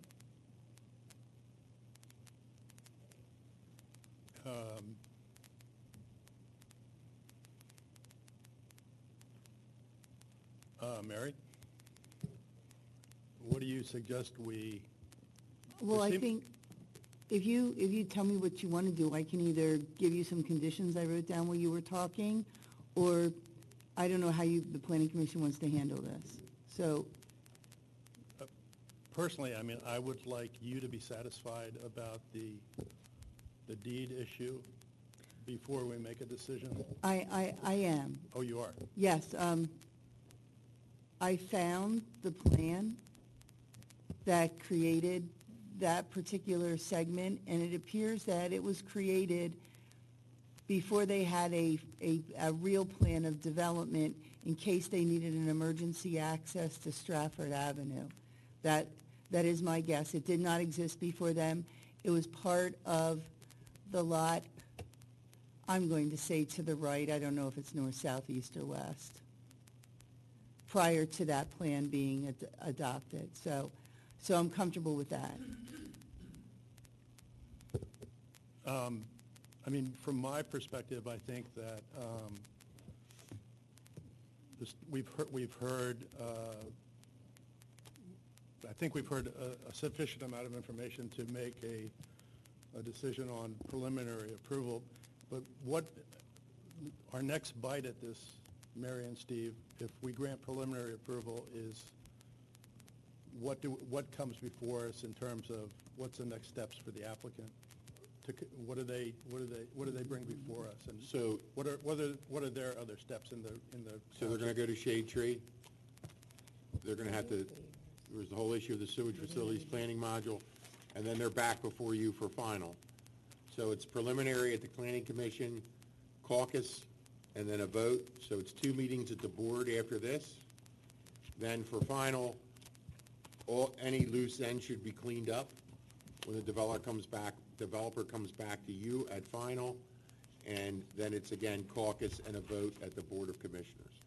Okay, thank you. So you will have understanding if it so pleases this commission to approve it tonight, the next step is more or less loose ends, finer points, things like, and all the things our residents have talked about, honing in on the lighting, the trees, and all that good stuff. Yeah, and speaking of that, I mean, I think the applicants would be well-served to maybe have a couple more sessions with neighbors. It's always been beneficial to you in the past, so, Dave, so. Yeah, so I think Kaz had sent a letter, thought maybe to 20 or 25 neighbors. He's heard from some actually that are here tonight have reached out.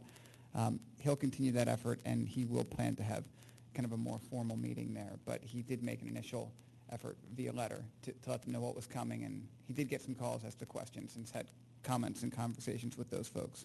Again, I think he said there's even some folks here tonight that he's spoken with. Okay. So he'll continue that process. Great. So how do you all feel about approving this in preliminary fashion? Would someone care to make a motion, or Mary, do we need to attach anything to that, or?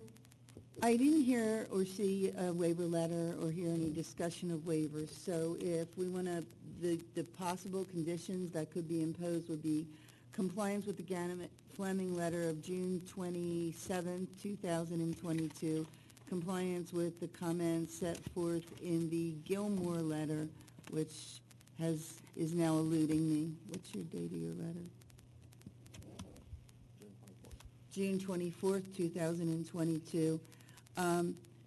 Presentation of residential disclosure statements for the stormwater facilities. I don't believe it's enough just to have them in the HOA documents.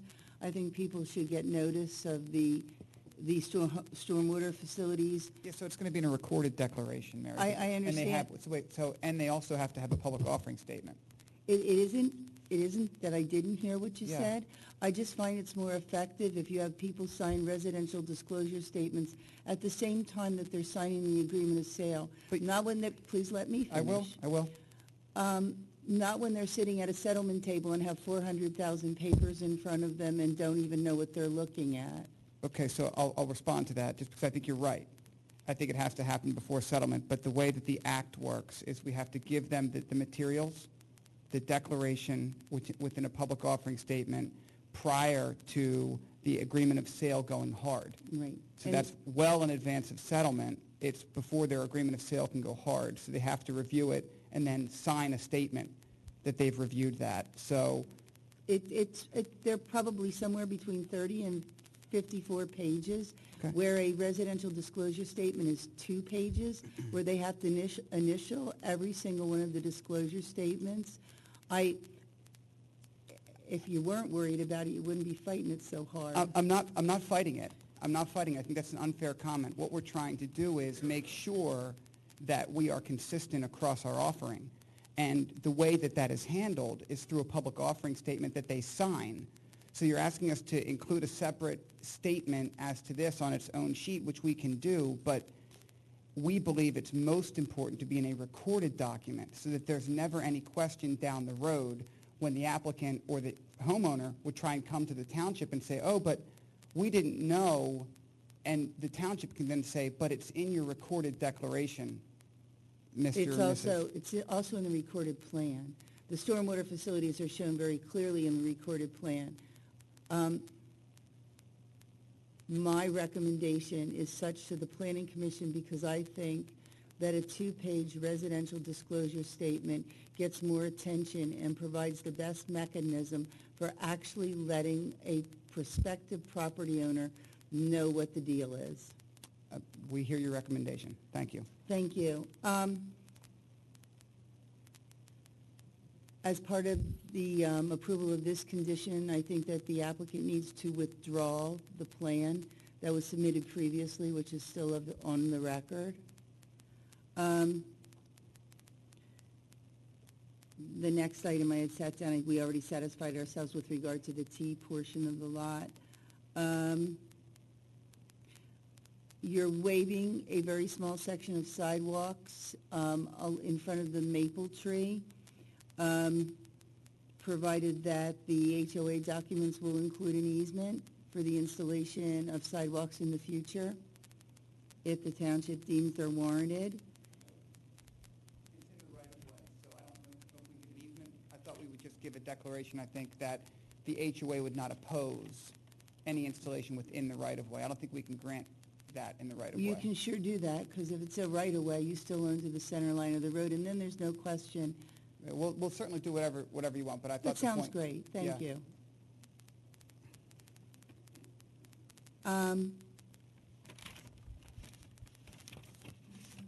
And then the plan shall include a note that common areas identified as common areas shall not be developed as building lots. Does anybody else in staff have any other conditions? No, that sounds good, Mary. So, would someone want to make a motion?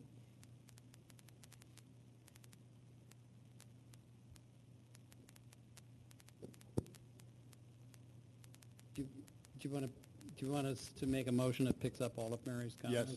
Yes. Oh, my, okay. So moved works. Pardon? I didn't hear you. So moved. Second. All in favor? Mr. Nat, just so you know, we'll work with Mr. Boker. There is another development in Wayne that we are doing porous concrete on the off-site sidewalks. So there's a lot of options there, and he can work with staff to that. Thank you, Steve. So the other thing is, we're already doing it, so we're on it. Okay, thanks. Mr. Falcone, if you have a chance. I'm going to show you what I found. Mr. Falcone, she's,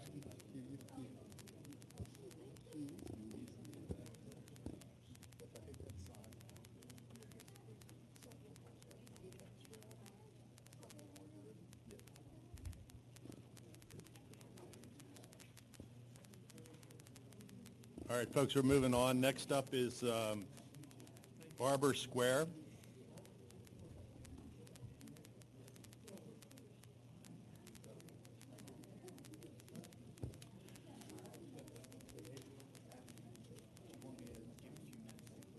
Yeah. That'd be great. Thank you. Thank you. No problem. I don't know that you need to stay for the, I mean, the waivers are building height, building length, slopes, and use. Until it comes before them for, like, a review letter. Roger's gonna have to stay, because there's actually shit that falls under him.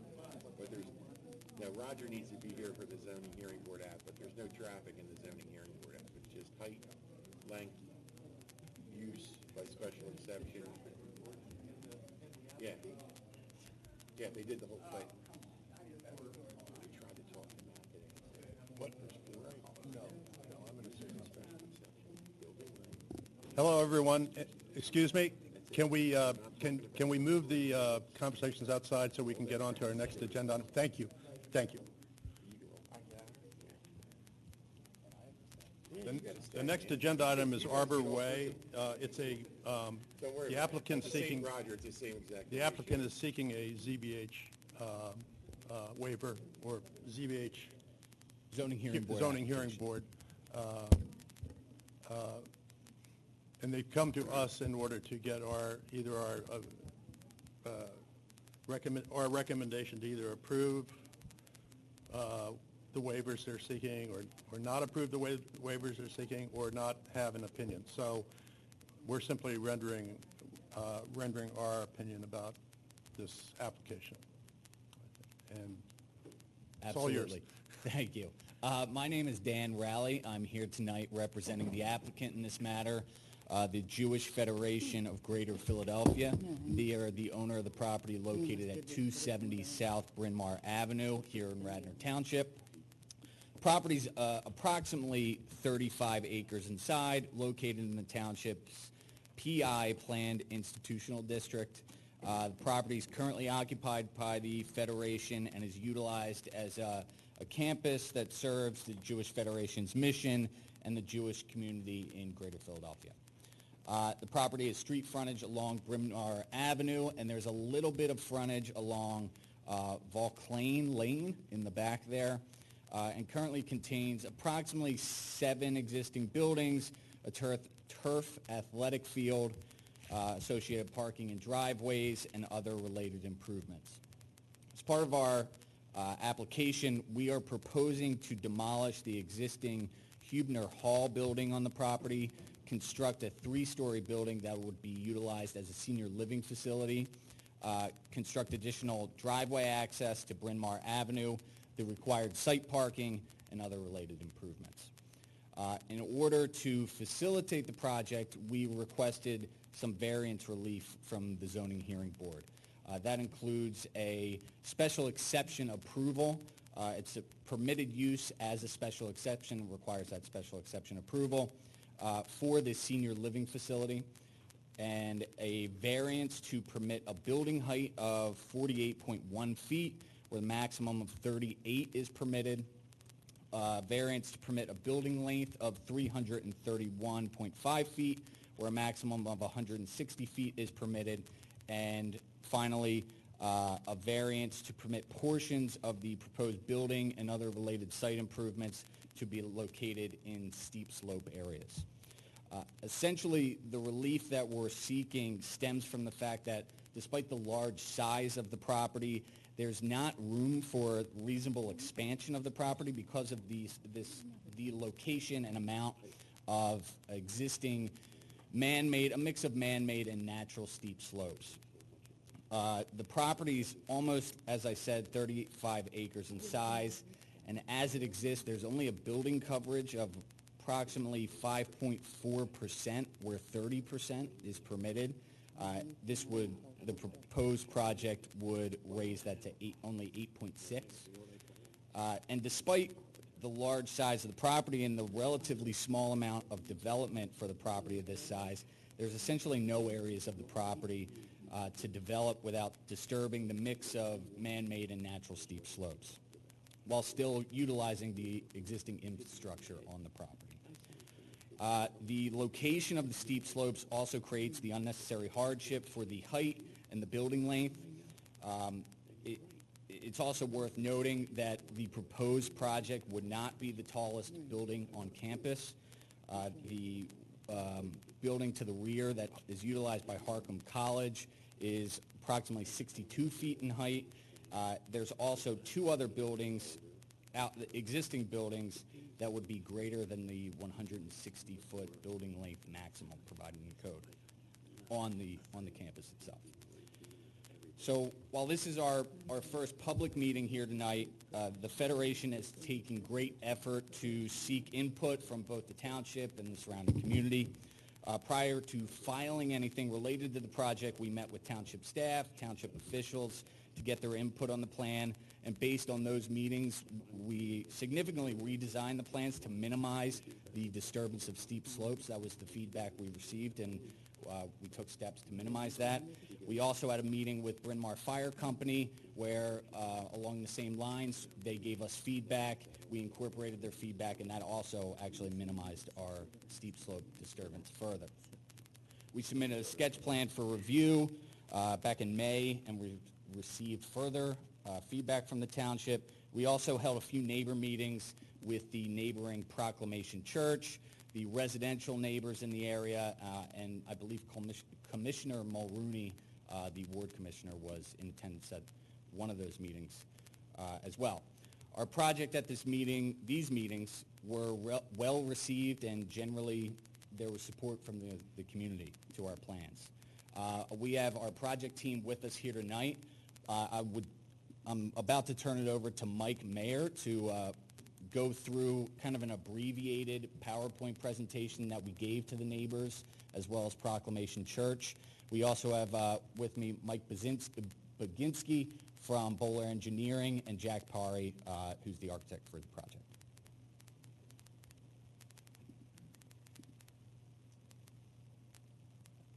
Good evening, Commission members. Michael Mayer with Westrum Development.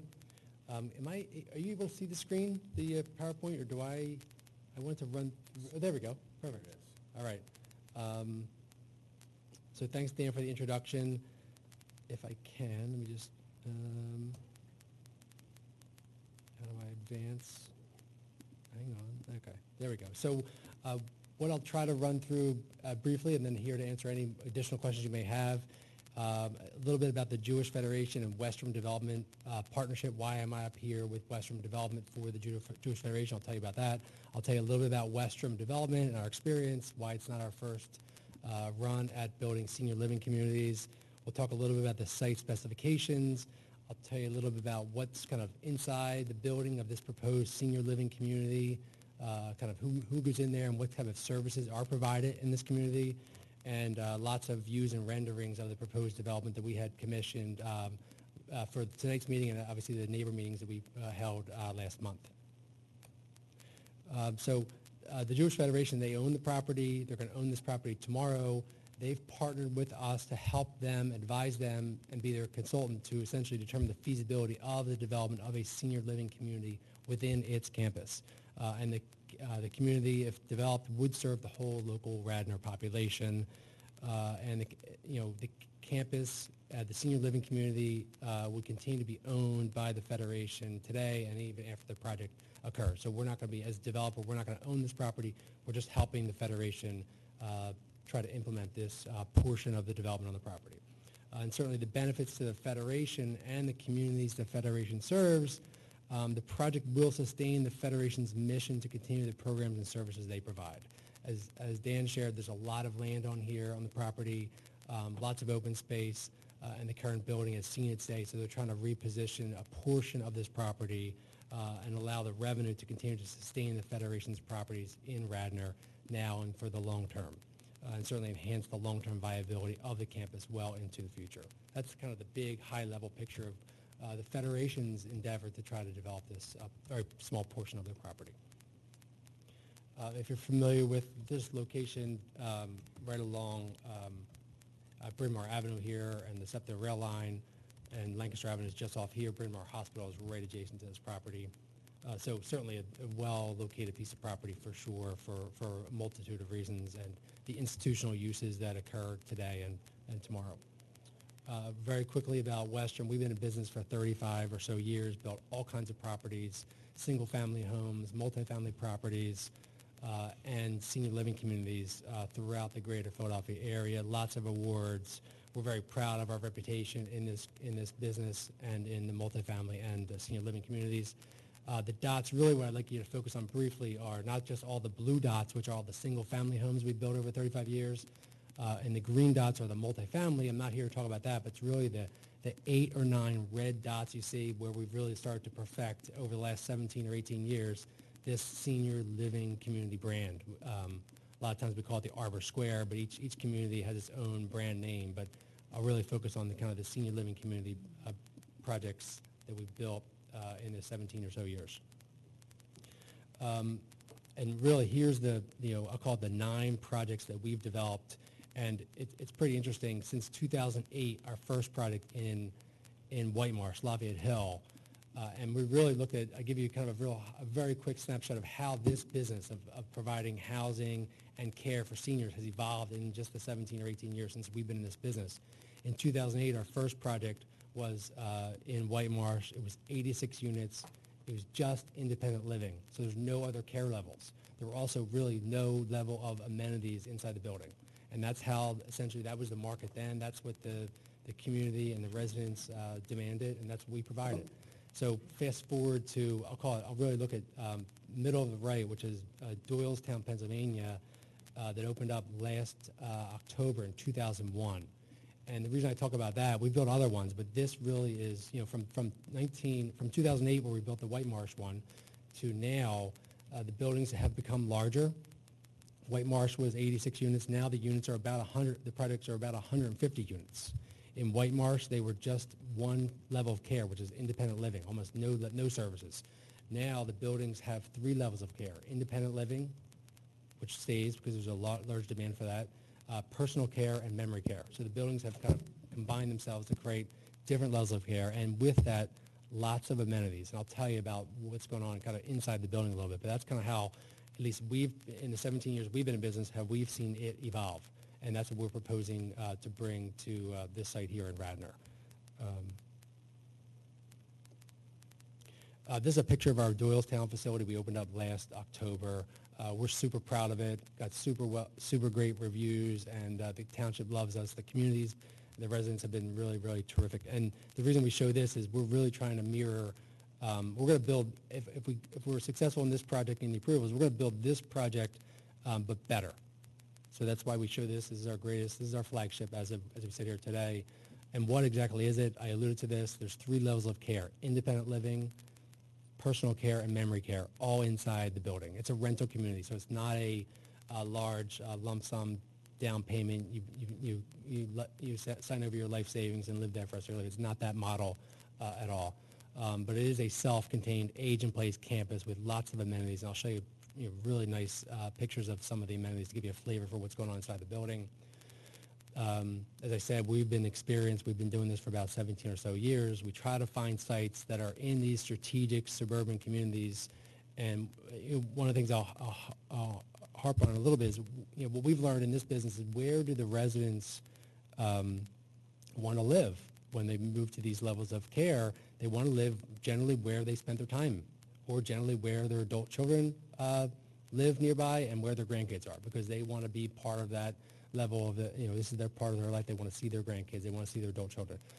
So really finding that location here, and as Dan shared, this zoning is allowed. I mean, requires special exception, but that's why these communities, in our experience, allow these types of uses close into these communities, because that's really what the demand is and where these units want to be located in a residential area where the families grow up.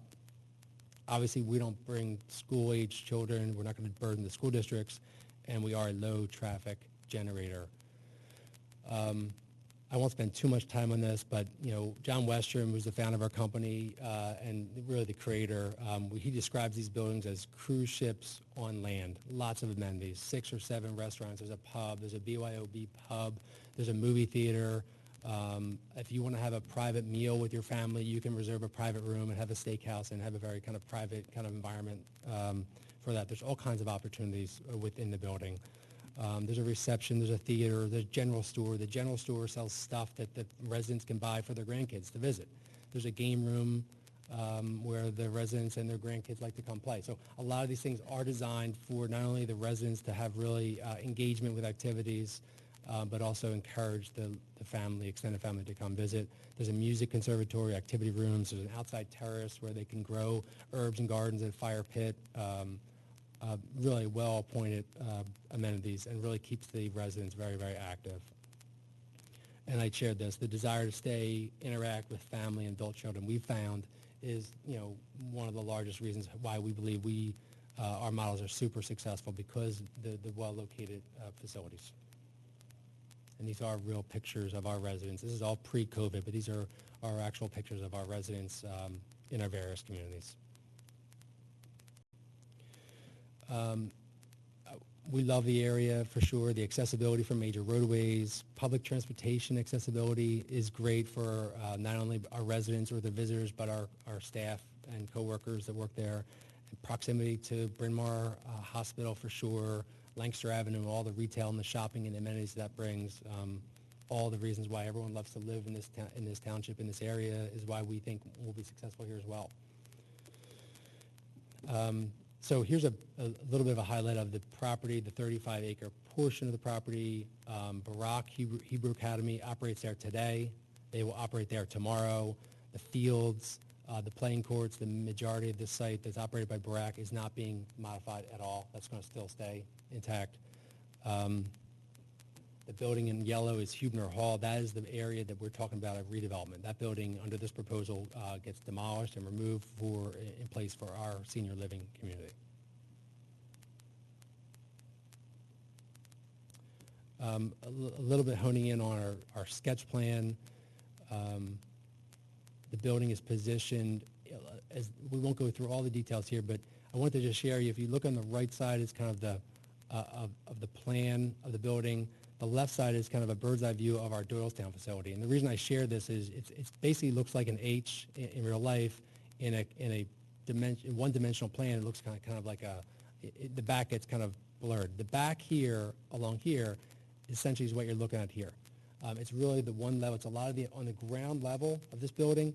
This is where the amenities are. This is where the large dining room, a lot of the amenities, the services that are provided are all really are contained kind of in this kind of center courtyard area inside the building. The second floor of this really is where you have this open air deck, fire pit, little outdoor activity for the residents. I'll also share with you, if you're looking at the plan to the right, there's two kind of little white pads here. These are outdoor patio areas. The outdoor patio areas for our residents for both segregated, for memory care, for obvious reasons. They need their own special area that's segregated for the safety of them and others, and the personal care and independent living units. The main building access is kind of right through this H here. We have a porte cochere, about a dozen parking spaces, drop off, convenient ease for visitors and the residents to come in. And you can kind of see this in the Doylestown facility right here, kind of this kind of entry area here. The garage entrance, this building, this development would have an underpark of about 60 or so parking spaces. The garage entrance, as you can see, would kind of curve back here and tuck right under the building here. And the garage building, essentially the footprint of the building is roughly maybe 2/3 of this, essentially underground. And that obviously allows us to minimize a lot of the impacts of the steep slopes that Dan shared, as well as provide just a nice, continue to maintain a lot of the open and green space within this campus. We shared that we had conversations with the Bryn Mawr Fire Chief, and we got really good feedback from them in terms of what access they would require to be able to safely serve and protect this building. So that's reflected here, and obviously the main property access. The existing access today off of Bryn Mawr Avenue is kind of right here where my cursor is. If you can see my hand here, we propose to develop a new dedicated access for the senior living community right along Bryn Mawr. We've submitted a preliminary scoping application to PennDOT, and we've also done a traffic study that's also submitted to the township, and it's under review.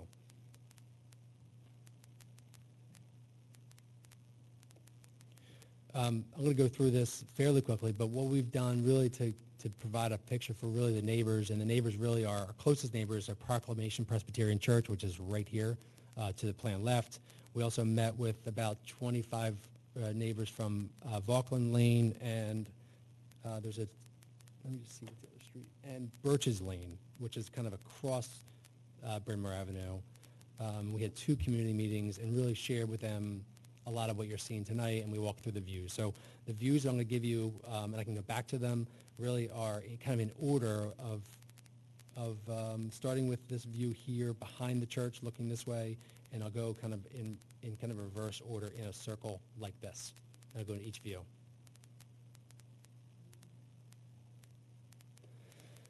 Okay, so this is behind the church in their parking field, looking kind of back into the rendered community here. You see a 3-level building, and as you get to this area here, it drops off where we have kind of the parking garage entrance here. You can kind of peek in a little bit into the H where our main entrance is here.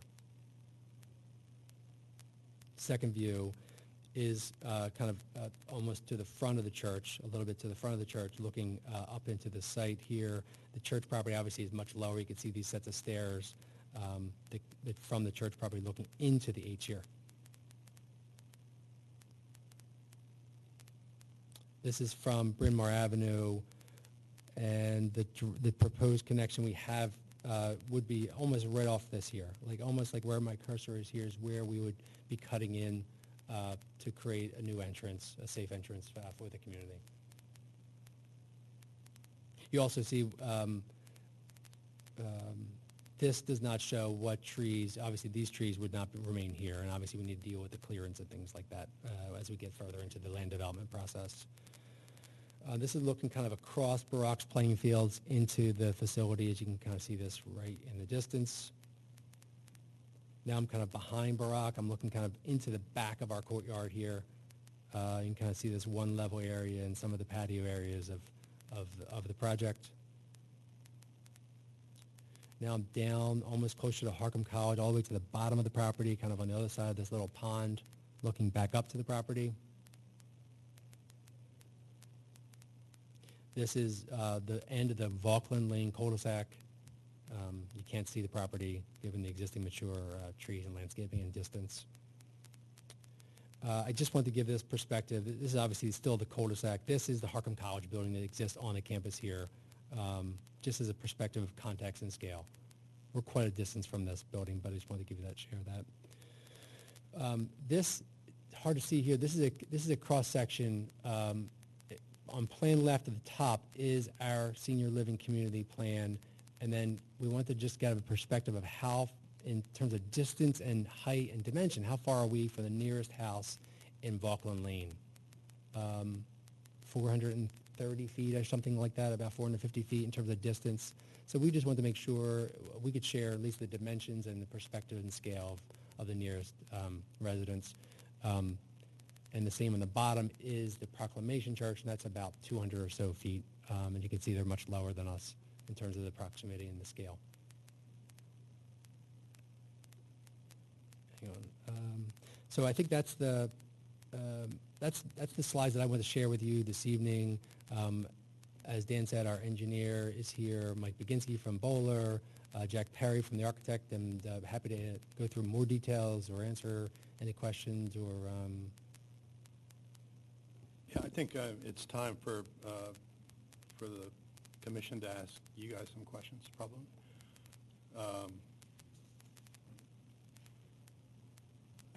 The use itself is something that Radnor sorely needs. Where you may know that Valley Forge Military Academy has sold off some land to a developer who's proposing multi-level senior living and care, and we don't have that. So in terms of use, this is a fantastic use, in my opinion, something that the township needs. The location, from my point of view, is about perfect because you're not really, you're not in anyone's face. You're in a multimodal transportation situation. You're close to a hospital. I think so I think the setting is appropriate for the use. The zoning is PI. Correct, yeah, planned institutional. So in terms of, it's an appropriate use for PI. So, I know zoning hearing board is very tough on steep slope issues. So that's something that, that battle's ahead of you. But in terms of the use and in terms of the location, I don't see any issues. But that's just one commission. How many units do you plan to build? 150 units. 150 units, Yeah. okay. Now, will the site and the development, will itself be 100% taxable?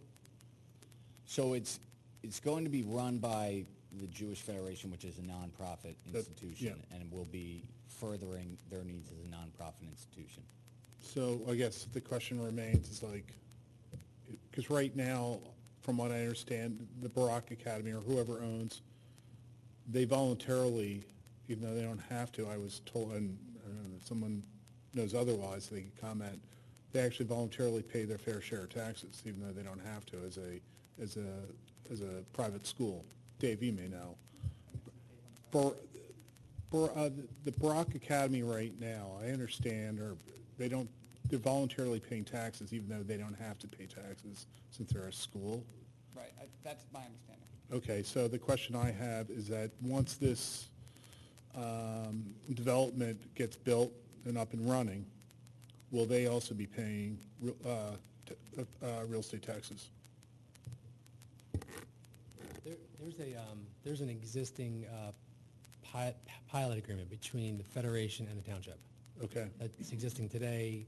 That would likely have to be addressed and potentially modified amongst the parties between the Township and the Federation.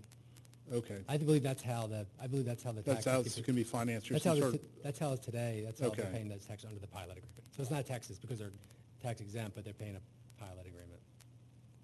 Okay. So if I could just kind of clarify one thing on kind of what we're seeking tonight, because I think there's a lot of information, right? There was a sketch plan, there was a zoning hearing board. So this is actually, we're just here for the 4 items that are before the zoning hearing board. We will be back to you all. You'll get the full swing when we come back through for preliminary land development and all of that. So what we're seeking tonight really is the Planning Commission's recommendation on the 4 things that are before the zoning hearing board, which is the special exception on use. I think, Matt, you've kind of seized on it. I think it's contemplated in the PI, this type of use, but it does require the special exception approval, so we'll be looking for a recommendation from you all that you think the use is appropriate. The second one is for building height and whether or not you think it's an appropriate variance to obtain that height based on the impact. So you guys are looking at kind of what we've seen. You saw what Mike showed a little bit earlier, some of the different perspectives. We're looking for your interpretation on that and how you think the zoning hearing board should go. The third would be with respect to slopes, and Matt, I think you hit on that, right? So we all know the zoning hearing board here. I know it probably better than most, right, having lived with it for a long time, but they don't love encroachments into steep slopes, but in this specific instance, we think we have a legitimate hardship. We've kind of made some of that argument to you all, but I think the zoning hearing board is going to be interested in what your thoughts on that, because ultimately, if that zoning hearing board grants us the relief, we'll be back to you as part of that. So, you know, I think in particular, that's the one area we'd love to hear your feedback based on the encroachment that we're showing and whether you think it's reasonable based on this type of development and this type of use. And the fourth is building length, right? Again, kind of, you know, we're working within within the envelope we were given, working with, you know, the Federation. And so that, along with the type of development that Westrom does, and you heard Mike talk a little bit about that as well, it just doesn't line up with the code. So that's a design element, but one that we'd love your feedback on as well. I know we've got some architectural expertise up here, so we'd love to hear those things and, you know, kind of focus the discussion, because this is such, you know, Matt, again, having lived in Radnor forever, this is a much-needed use, and there could not be a better location for it. I mean, right next to Bryn Mawr Hospital, right off the train. I mean, you've hit it all, but you know, there's criteria we need to satisfy to make it work, and you know, we'd love your feedback on that stuff. So, well, one thing I would say is there, on this 34 acres, is there obviously there's not a better spot for this, right? Like, there is not a better spot on this property for this type of development, and I don't think there's a better spot in PI right now for this development than this campus, just for all the reasons we've talked about. But we have explored other locations on this site, and kind of in conjunction with the Federation, this is the best one. It lines up pretty well. It's off to the side. It's not too intrusive to the Federation use, to the Barak Hebrew Academy. That's, you know, going to continue. It provides the appropriate access to Bryn Mawr Avenue, which, without too much disturbance, we're able to kind of incorporate it without overtaking the site. So it's where it needs to be. What's up, Skip? You have a 3-story building and there's only 150 units. Did I hear that correctly? 150 units, that's correct. And then of that 150 units, the mix is about 50% of it are the independent living units, and then another 50 units are personal care, and the 25 would be the memory care, mixed up like that. Do you have, I mean, they sound like they might be really large. Is that an industry standard, or are you much in terms of the out of total the units norm? in the building? Yeah. You know, I think what we've learned in the business is the amount of, we built 9 of these. This is our smallest unit. If you forget about White Marsh, Pennsylvania, White Marsh back in 2008, our units really are between 150 and 200, and that's a magic number in this business. And the bigger ones, we built 2 of those. I don't know if we'll build another one. We feel like this 150 is the smallest unit that we can develop and lease and provide all the amenities that these residents want. you don't have enough revenue and the business model doesn't work by building 100 units. You have to cut out a lot of the amenities and the services that these residents demand. So we found this kind of the right sweet spot is that 153 units, 150 provides that whole suite of amenities. And we think it's the right mix. Industry-wise, I think you're right. We're also right in that middle sweet spot in terms of what people build today.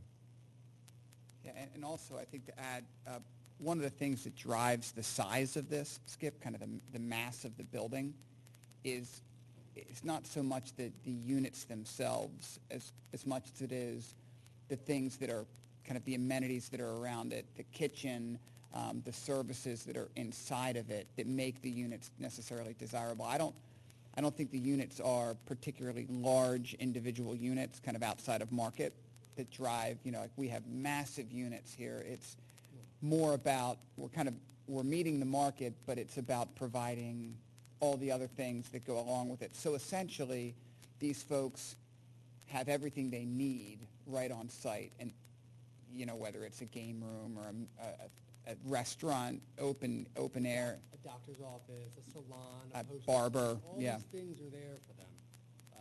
Music conservatory, art room, stitching. I mean, there's amenities throughout the building. A lot of them are located on the first floor, but they're also spread out throughout each of these neighborhoods within it. And the units, I think, the units themselves are relatively small, but you have so much open space and common area space and amenity space within the building, and that's really designed to create that interaction and that activity for the residents, so they're not just sitting in their units. Mr. Chairman, if I could make a suggestion for the board. So there's 4 specific items that council noted, right? Use by special exception, steep slopes, height, length. Perhaps go one by one. And if I can start with the special exception, Pennsylvania law requires that a special exception is a form of a permitted use, and that if the applicant demonstrates compliance with the specific conditions attached to the use by the zoning ordinance, they're entitled to use the property in that fashion. There are no specific conditions attached to this use in the zoning ordinance, so I don't think you have to spend any time at all on that part of it. You can go right to the variance. So can I just ask you a bit about the demolition of the building? Is there no use for it, or, I mean, one of the interesting things about the campus, of course, is the history of the modern buildings there, and I just wondered if you've looked at the building and tried to make, this is a Romaldo Jurgala building, right? Oh, Mike, do you have an answer for that? Sure. I mean, there's not an adaptive use solution for us for this project. Pardon? For sure. It's not No. It doesn't work. adaptable? Doesn't work for us. So, I mean, is there any reason to save the building? I mean, I'm... There's really no other, like we went through, there's really no other location on this campus to, fit this use. Like I said, if you look at the impervious coverage, the building coverage, there's not a lot of area that is developed, and with the location of steep slopes and other infrastructure on the property, this is really where it has to be located. What is the building used for now? There is a school in there. Yeah, so Barak Academy's on the majority of the campus. There's another Jewish sect that leases the space called Cheater Chabad. It's a K through 8. I think there's approximately 200 staff and students in this leased facility. I'm not involved in that. The Federation and the school have a business arrangement, and they're trying to work out what that might look like, whether they stay on campus, find another home. They're outgrowing their space. The building is 1950s or so. It doesn't have the modern elements that this school wants, and so they're trying to figure that out. I'm not privy to where they may end up after this project.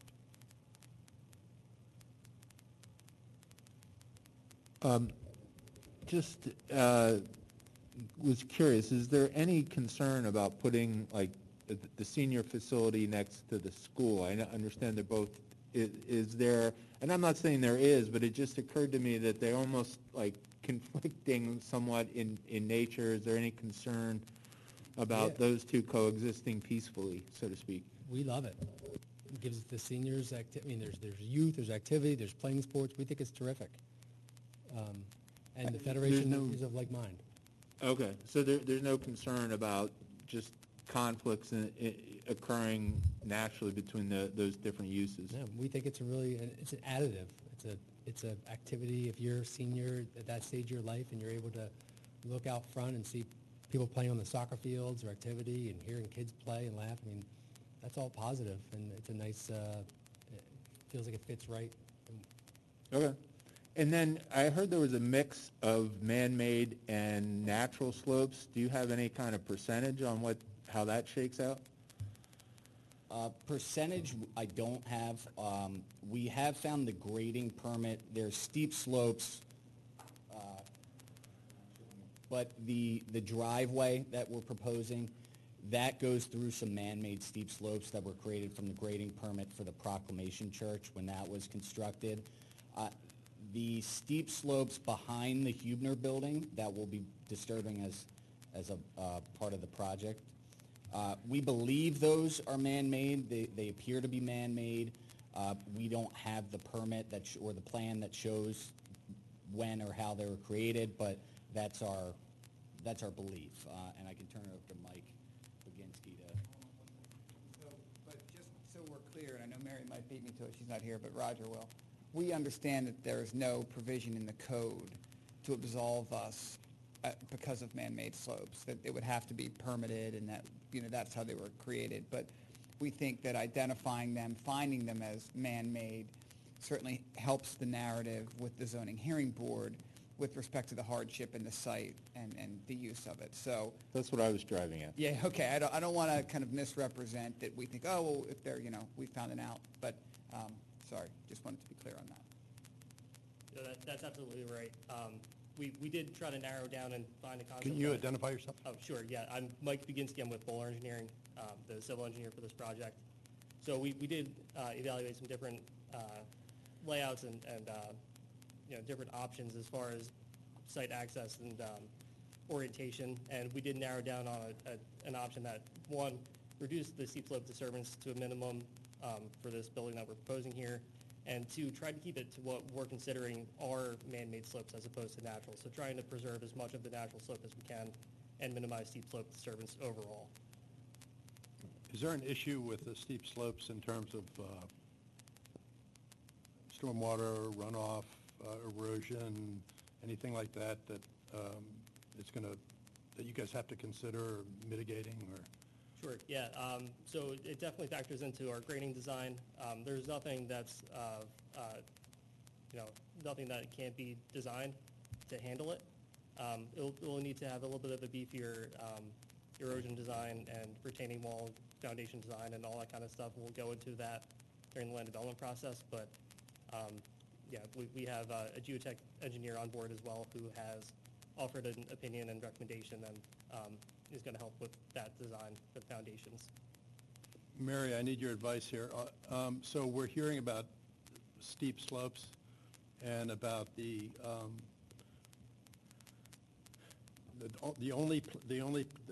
after looking at the site engineering-wise, the only place they can put this facility is where they're suggesting they put it. I'm not a steep slope expert, so how do we draw an opinion on the steep slope issue based on hearing from the applicant that this is as good as they can do? I would defer to your engineer. You're welcome. I didn't want you to be lonely. So the intention of the steep slope ordinance is to protect natural resources, right? So you're not going in and strafing the land, and you're maintaining some of the natural character of the land. As the applicant had mentioned, a good portion of these slopes, we believe were man-made, and that doesn't get you around the ordinance because the ordinance is clear that it had to be a permitted steep slope. So I guess you could take the consideration of whether it's a natural, side of a mountain kind of thing versus, what appear to be potentially man-made, and not necessarily in a natural resource condition. I mean, a lot of the steep slopes here are just grassed meadow, just exceeds what's defined as a steep slope in the ordinance. I do want to also add too, I don't know if you can see the cursor on the screen, but about 2/3 of the building is located on existing impervious or building area today. So it's really just that wing that's farthest north on the site that extends beyond the existing building into the steep slope area. So we did site the building to try to reduce the steep slopes as much as we can, the steep slope impacts. Sorry, one other thing, and it's probably more of a comment, but a concern that comes to me, having commuted to the adjacent SEPTA lot for over 10 years, is traffic on Bryn Mawr Avenue at rush hour is a mess, and adding another driveway right where you're going to put it would make a bad situation worse, just from my own personal experience. And I know that I give the Federation or the school, whoever it was, they got their arms around because it was like Wild West when it started, and I would be trying to pull in, and cars would just pull out and cut me off when they didn't have the right-of-way. And so they got that. They made all the traffic one way. They did a great job with that. I give them credit for that. But it's still a mess. That's one of just 3 schools on that stretch of Bryn Mawr Avenue. The school zones, people use Radwin as a cut-through because there's one-way streets, like just past that, adjacent to the entrance to the school that they currently use. It's like a no-enter during like the rush hours, and it's like it really can be a free-for-all. So I have concern that there wouldn't be like more impact to an already bad situation. I don't know what the answer is, because I mean I generally agree with the other planning aspects, but that's the one thing that jumps out at me, just because I've had to fight through that plenty of times. So we did submit a traffic impact study with our application, and we will have a traffic engineer at the zoning hearing board as well. And that traffic impact study essentially says it's really minimal traffic that's going to be generated by this use. It's kind of one of the beauties of this type of use is that there is minimal traffic because it's an elderly use. The employees are kind of the main generator, and it's minimal. The other thing to keep in mind is this use is going to be replacing that school use, which is a higher generator. We did not take that credit in the traffic impact study. We took a look at this use being added to the existing campus, but that's just something to keep in mind as well on that point. I assume you're not suggesting to subdivide this lot, correct? We're not. Okay. How do you rationalize Chapter 280, Section 68, where a building or combination of buildings may be erected or used, may be principally used or occupied for any one of the following purposes? This is the definition of the PI district. And you have playing fields, you have a school, you have 2 schools, and now you're proposing also the senior facility. Are you seeking waivers?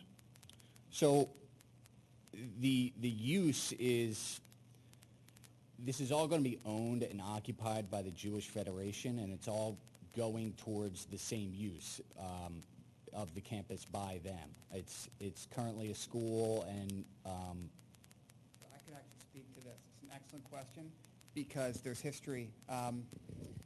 That I actually represented the Federation back when they were redeveloping another building on this property, and Steve may remember this. Jay High was going to bring in and put in a home for, I think, special needs children on site. And we had this very conversation in front of the zoning hearing board, and it was one of the things we ultimately got through, and it was for the very reasons Dan was just noting, that it's all kind of owned by the Federation, and it's part of a campus use. And this will be again, not subdivided off. So with the J-High facility, which was, again, totally separate, it was, again, had nothing really to do with the Federation School, but as an owner, it was considered a use under the PI, and ultimately the zoning hearing board determined that if it was owned under the campus, that it worked for that facility. That's my recollection, Steve. That's where they landed on that. Is that correct? So, Counselor, I remember J-High through land development, but I do not recall the zoning issue. So that's where ultimately it went with respect to another building on this site. But it's an excellent question because we ended up having to pause the hearing and brief it for the zoning hearing board back then. This might have been 10 years ago, maybe longer than that. It had to be briefed and then ultimately decided by the zoning hearing board.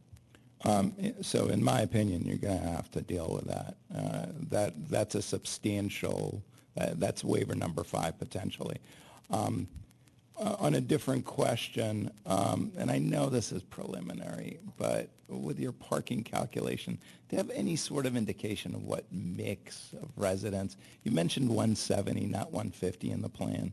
I don't know if you want to revise that, but what percentage of that is independent living versus memory care versus something else? Yeah, the units are 150, but within the 150 units, there are certain 2 bedrooms. So we say 150 units up to 177 residents. Mm-hmm. So there's that many 2-bedroom units. And then within that mix of the 150 units, 50% of them, or 75, would be the independent living units. And then 50 units is personal care, and then 25 units is the memory care. Let me not dive into the weeds here, but I think your parking calculation is going to need to be reworked for a couple of reasons. Number one, obviously the mix, but the number of workers that you're contemplating, the 25. So there's a mix of workers. There's medical and non-medical. Obviously different parking requirements for each.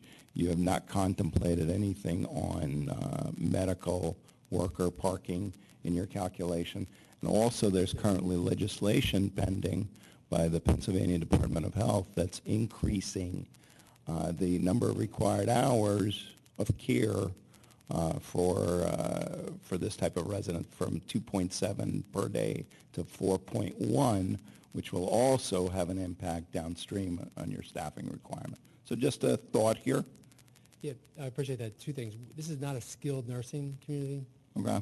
So it doesn't, I don't know if we'll fall into that new Pennsylvania legislation, but we're not a skilled nursing unit. But I believe we did calculate, we've done these facilities, we have traffic studies, or I'm sorry, parking studies and counts and capacity. So we do have a pretty good handle on the demands of parking for this facility, both our employees and the medical care and the residents. But we can certainly get into the weeds next thing. One question I have is that once you build this building, did you contemplate how the staging for the current buses and school pickup for Barak is going to work? We haven't gotten there yet, but, for sure there's going to be a coordination effort and, construction, allowance for access and parking and things like that. And just to touch quickly on the parking, there is a parking requirement for nursing homes that encompasses all of the, employees and different residents of the units. And on our zoning plan, we are showing compliance with that number.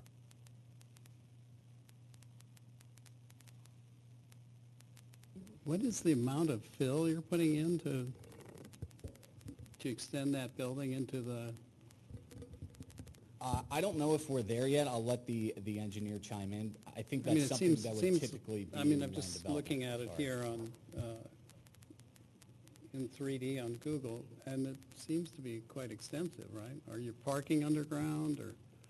Yeah, so there is underpark for the building, so that will help reduce that number. We haven't brought a cut fill yet, but we are expecting some amount of fill needed to level out that pad and support the building. But you're leveling out quite a bit, aren't you? Well, about 2/3 of the building, like I noted earlier, is within the existing building pad and parking area. So it's really only about 1/3 of what you see there for the main H shape that's going to need to be leveled out. I mean, the farthest, longest wing. The farthest, Correct. yeah. Correct, yes, the wing that's farthest to the north. How many square feet is the existing building, and then how many square feet will the new building be? Yep, so the existing Huebner Hall is about, I think it's 8,800 square feet, almost 8,900. And the new building we're proposing is about 52,000 square feet. 52,000. Or, Just the footprint, right? correct, yeah, building footprint. You just said 52,000? Yes, I believe that's correct. And you're going from 8,800 to 52,000? Correct. That's a tremendous expansion of structure. Okay. Correct. Yeah, the building is getting larger, but it is taking up existing parking area as well with the way that it's situated. So I'm correct, this is a Mitchell Jurgla or Romualdo Jurgla design building, correct? That I don't know. It is. It is, of course, and it's really a shame that you can't figure out how to use it. And it's, I mean, he's one of the country's famous architects, and this is an early work, of course, but the campus is famous for kind of a showcase of the work over time, and I think to see it just demoed seems not very thoughtful. And I think, you know, the country's losing a lot of its modern, and just not here, but elsewhere. It's coming up quite a bit, actually, of losing modern work by, you know, well-known architects. Yeah, and I think this is a real shame. You know. And on that point, I will note that the Federation approached the developer because that building was just not meeting their needs on campus. And this isn't a case where, you know, the developer was coming in looking for, you know, a specific property to use and, you know, demolish any buildings. That is, from the Federation's use of the building, it's just not meeting their needs. And you talked about the configuration of this building, but it would have been much more compelling to have some multiple studies of how you actually looked at this site and not, I mean, we're taking it, your word for it, that, oh, this is the only place, which I have a hard time believing on 30-some acres that this is the only place, but maybe it is, that could be. But what other studies did you do? And why that building configuration? It seems like a very large footprint for, in a very specific shape, and that may be necessary to satisfy your functional requirements, but what other studies did you do? Yeah, I mean, for sure, Dan, for sure, the building configuration does allow us to utilize an existing design and operational business model that knows that it can be successful. So for sure, we're bringing that advantage to the table, know that this facility and the orientation works. When the Federation approached us, they for sure have existing obligations with Barak, the playing fields, the open space, and Harcum College as well. So when you really look at their existing commitments on the campus, plus, if you look at their plan, plus the open space and the steep slopes and the natural environment, you very quickly, you're really at just a one location here. So, when I tell you the studies, there wasn't a whole lot of studies because we understood, we got from the client, the owner, here's what the opportunity is here. We try to explore with them, and that's what we've worked out. The orientation of that building, as you see it here, kind of faces the proclamation. There were other orientations that looked at the building turning at 90 degrees. It doesn't achieve the preservation of the building, for sure. What you're telling me is that you're using a building footprint from a previous design. Oh, yeah, this is our fifth one, for sure. Yeah. Okay. So we think there's an advantage to that. We think there's an advantage to that, for sure. This is not our first rodeo. We're not don't have to work out the kinks. We believe, in fact, we think this is our best model. It's our flagship model for sure. I know, but it's not a model that's adapted to this property. I mean, it's a model you have Well, that there'll you're be- forcing on this property, and so now, You know, the exterior and the treatments of the building for sure will have a local adaptation to this for sure. okay, but the footprint of the building, which is what's at question here, is not being, you're not modifying the footprint to satisfy this site. You're essentially imposing this footprint on this site and then asking for a variance. So to Commissioner Varenhorst's point, and also Commissioner Brubaker, there's a lot going on in this site. I'd like to see clearly, you know, this is a building that you superimposed onto the site that worked in Doylestown, and I am familiar with that development, having recently transplanted myself from Bucks County. But there's a lot more going on here. The topography is completely different. The use is very compact, and I'd like to see a little bit more care to manage not just traffic flows onto Bryn Mawr Avenue, but also in the interior portion of this site, where you have a secondary school, a college, and seniors, which could also potentially bring emergency services traffic that wouldn't be mindful to the other uses on the site. And on that note, we did have it reviewed, as I mentioned, by Bryn Mawr Fire Company. They are okay with the interior circulation as far as it goes for fire trucks, emergency vehicles, and the like, and considering the rest of the campus as well. MJ, I think that we're partially losing sight of what we have to do today. That's fair. We're going to make a recommendation or not, or be neutral on the zoning issues. And the actual use is something that would come back to us, and questions about turning radiuses and everything else at a later date, if they are successful in zoning. In other words, I don't think they're going to come back to us with studies and changes. We have to do something tonight. Mary, I think, I think Mr. Kudra's correct, that the zoning hearing board will march forward. If you're going to make a recommendation, it'll be this evening. right, so if the zoning hearing board approves these waivers, this comes back to us. It'll come back to you for land development, yes, but you won't have another crack at the building height, I forget what the... Yeah, so building length, steep slope disturbance. Yeah, so we're currently scheduled for the July 25th zoning hearing board hearing. And if we get the approvals from the zoning hearing board, we would be back with a preliminary land development, which of course would be in front of you guys before it went to the Board of Commissioners. For me, with the exception of the use, which I appreciate the use, I wouldn't support the other waivers. Just to be clear, they're variances, not waivers. Sorry, the variances, I wouldn't support them. I would concur with that as well. I think that's where I'm at right now, too.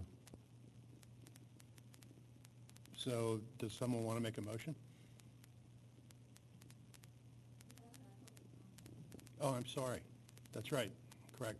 Public comment.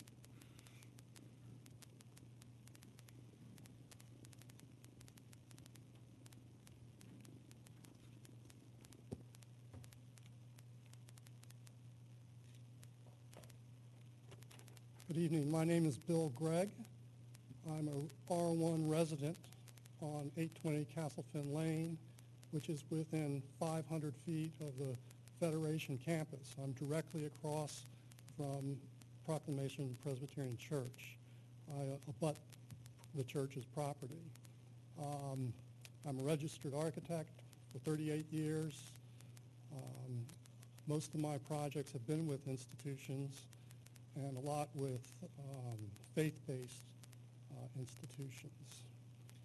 For just full disclosure, I have done professional services for the church, but I'm not here in that capacity tonight. I don't speak for them tonight. I've also done pro bono work for a Jewish organization in the Philadelphia area, but not this one. I really come tonight as an advocate for the site. The site needs to have a spokesperson. What's interesting is I'm the son of the former president of the American College. My father was president from 54 to 82 when he retired. He's responsible for bringing the American College to Bryn Mawr and slowly acquiring estates until there was 45 acres. He admired Jonas Salk, who was building the center out in California with great architecture. So my father hired Mitchell Jurgala, and the first building, Hebner Hall, was one of Jurgala's first buildings. They also designed Kitty Hawk Memorial and the administration building at Bryn Athyn College. Those were all done about the same time. So as this gentleman said, this is a very important building. I wasn't going to get into that tonight because I'm focusing more on the site. But yes, it's an important building. Tradition Township has a Jurgala library, which they celebrate. They even have a little special room in it to talk about this architect who went on to design the Capitol complex in Canberra, Australia. It's very important. All the buildings on the campus were Jurgala designed. In 1960, Hebner Hall was built. I was 6 years old. I saw the building that came down for it, which was called Glenbrook. It was a house. And as the name says, Glenbrook, it's about the stream in this small, tight little valley, which is what the campus is. And in fact, I think I'm in the time capsule in that building if it's still there. So I don't have an axe to grind if this building comes down. I'll let AIA Philadelphia get involved. But in 1980, where the building that has Harcum in it, it won the Best Building of the Year award from AIA National. That was in about 71.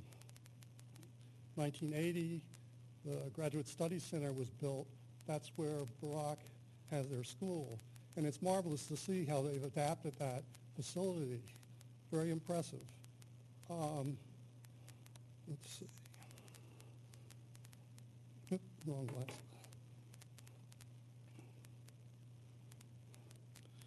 So I think it's important to understand the 45 acres that make up the Proclamation Church and the Federation's campus, because as the American College lost their vision, or my father's vision, after he retired in '82, they focused on other areas, and so they started selling off the property. They sold off 9.2 acres, a substandard PI lot, to the church in the late 90s. And again, it's a substandard lot. And in order to make that deal happen, there's something that you should understand, is that an access road was shown or agreed upon that would allow additional parking, overflow parking from the church to go to the Hebner Hall lot on Sundays, a lot that has 40 spaces. And that was all fine. The church overflowed, went to that lot, but then when the soccer field was constructed, you had a whole new entity of users on Sunday. If you go over there, you'll see that that lot is being competed for by the church and by the soccer families. Now, with this new project, which has already identified that lot as theirs, there's going to be 3 entities competing for those spaces. So I think that needs to be pointed out. It's also, it looks like this project is going to rely on circulation through the church and out their driveway, which I have real concerns about because that parking lot was, or the parking and circulation on the church property is not like over on the Jewish Federation's property where you have discrete driveways and discrete parking lots. You actually drive through the parking lot of the church. And in the last year, there's been 2 accidents by people who weren't have anything to do with the church. And damage was done to the dumpster enclosure and to a fence. So I think that's all this circulation that's been brought up by some of you gentlemen is very critical because it's really tight. You know, there's too much furniture in the room on the Jewish Federation campus, so to speak. And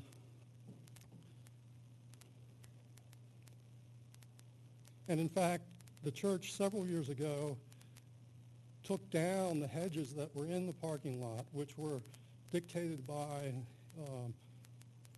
the building department here as part of the required landscape because of safety concerns, because of the traffic going through it. So, you know, I think that's a real issue that has to be addressed. And there's also, with this kind of facility, it's 24/7.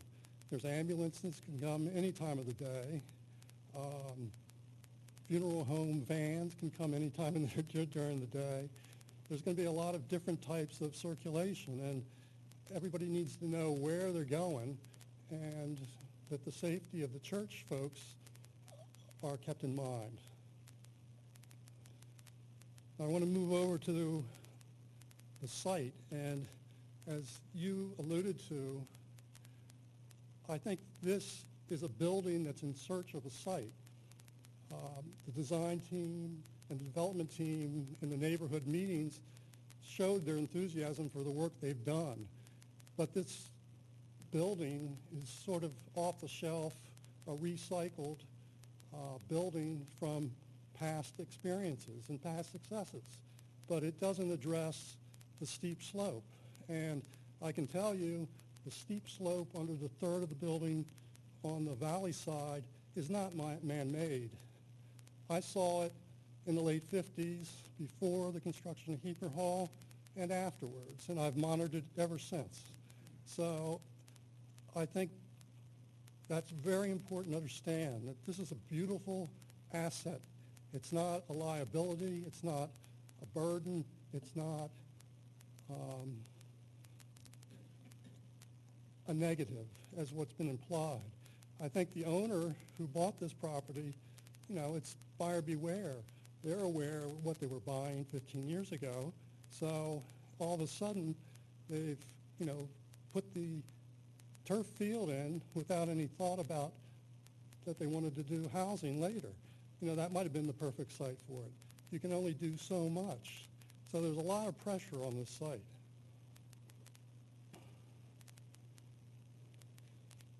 And in fact, I took a look at it. This footprint of the new building won't fit into the Eagle Stadium. It won't fit into the Philly Stadium. That's how big it is. And it's hanging over the steep slope. It's going to require, I think, 2 stories of retaining wall based on the design team's section through that valley. They don't show a lot of the building, but or the section, but it looks like it's at least 2 stories tall. Now we get to the building part. They're seeking relief on the height of the building, and when you look at that by itself, from 38 feet to 48 feet, it's 25%. That doesn't sound like a lot. But then if you go to the next relief, which is the length of the building, you're doubling the size of the length. And so when you put the 2 together, you've actually created a facade that's over 2.5 2.5 times as big as what code says. So, there are these pieces, when you look at them individually, they're more palatable, but when you put them all together, it's a big thing. And then you put this on top of 2 stories of retaining wall, it's a real issue from down below.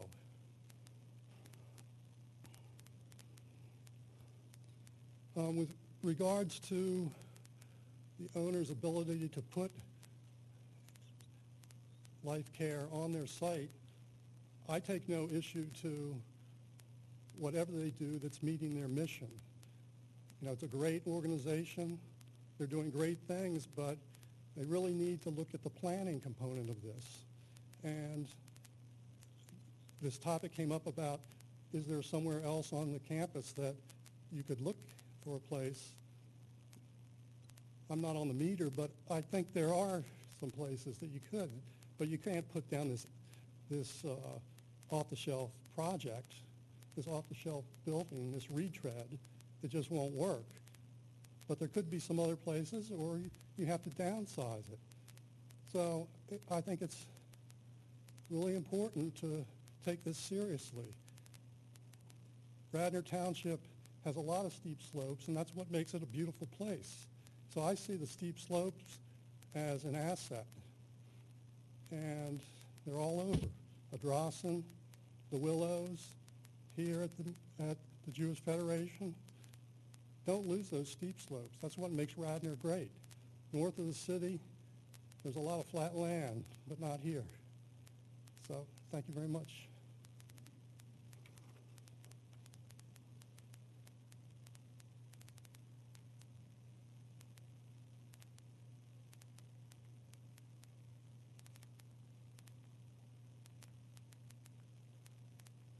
Hello, I'm Christine Lucas from 821 Valk Lane Road, and our land also, I own the property with John Hersker.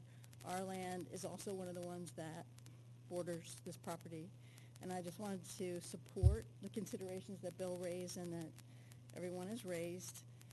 I guess one comment I would have is that there currently isn't anyone living on that property, and Mr. Falcone, when that other building went in, there were discussions, as you recalled, but the conclusion was a discussion about, will people actually be living there? And no. We were reassured no, actually. Living where? In the new building that was built most recently? J High? Yes. Yeah. So I wasn't a part of the second application. No, but I mean, there were good discussions, but I'm just saying the final result was that the residents were reassured that the use of the building is a very exciting one, but it also is to help those folks find places to live, but they don't actually live there. That was not my application. Oh. No, ours was Oh, yours was the first one? Yes, ma'am. Gotcha, thank you. Because I'm thinking, I don't understand what you're saying, but yeah, I appreciate Does that sound familiar, though? Yeah. Thank you. Thank you, okay. So the final use, did not contain residents. So I'm raising this just again to support the points that have been raised, that the use of the site would definitely be different. For the first time, there would be people living there. And with the school, if the school stays, particularly if the school stays, with the parking considerations and things like that. So nothing to add architecturally, except to support what has been raised, and that it would be great if we're going to have this use, to have some form of modification perhaps that reflects the architectural spirit of the site. I know it's a challenge, but it would be exciting. So, thank you. All right.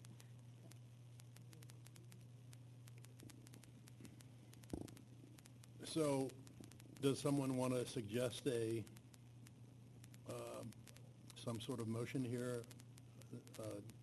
We can do one of 3 things. We can have no opinion, we can have a negative opinion, or we can have a positive opinion. And it sounds like there's a number of commissioners have spoken as to suggesting that we do not approve this. Or we disapprove it. How do you want this motion? In the affirmative or in the negative? I really don't want to color that. I mean, if I was making the motion, I would make a motion to approve this. Okay. In the matter of the Jewish Federation of Greater Philadelphia, I'd like to make a motion to approve the submission. You mean to recommend approval to the zoning hearing board? Well, we'll vote on it. No, I meant, you said you would make a motion to approve it. You mean recommend approval? Correct. And your motion is for all 4 items at once? So you're not going to differentiate between the slope issue or the building size issue? That's my motion. I think it'd be easy possibly for all of us to, generally speaking, endorse the use, but I think some of us have problems with the rest of it. So, Mary, do we want to parse it out that way? Do we want to vote on separate variances? You could do that. I think it would be more productive if you had just a general discussion amongst yourselves as to what you want the motion to say and what position you have enough support for to sustain a motion. So maybe just informally poll the board. How do you feel about the use itself? How do you feel about the steep slopes? How do you feel about the length of the building? How do you feel about the, what's the third one? Height. Thank you. And then form the motion after that. So with respect to the use, it is quite compelling, but my thought is to deny that as well, given the competing uses on the site with the school and the playing field. So when you say deny that as well, you're referring to your original motion? Correct. Which was denial, not approval. Well, my original motion was to approve, but you can vote not to. I typically make motions in the affirmative, but I was just a little confused. that's why I asked the question, how would you want it?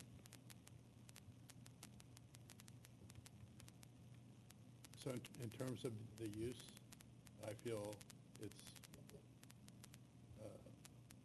I would vote to approve the use. I would concur. I concur. I'm fine with the use itself. The use itself. Concur. I think it'd be a more, I guess the way I'm looking at it is you kind of have to earn the use. I mean, this was not a compelling argument for that use. I mean, it was a destruction of the site, the demolition of a famous architect's building, and now you're asking us, are you going to be more sensitive the next time around? I mean, I just find it, the whole proposition of it off-putting. I don't mind the use, but I don't think they've earned the use. Well, not by how it was thoughtlessly imposed on the site. And we're supposed to support that thoughtlessness by giving support for variances. Doesn't make sense to me. But Stephen, aren't we, with your leading comments, aren't we basically just telling the developer, come back with another plan or come back with another design? Basically, it's reflecting your comments. Mr. Nat, Gentlemen's, this isn't like land development. You're here specifically to provide a recommendation of approval or denial on those specific zoning items. If they are successful and come back to you for land development, that's when you would be able to do that. But this is not the place for that. Okay. It's very specific. 4 items in the zoning hearing board application. So why don't we, going back to with what Mary, if I understand you right, you said it would be more productive for us just to have 1 vote. Sounds like we should have 4 votes. It's up to you how many votes you have. It depends on the consensus, the level of consensus among the planning commission. So I've heard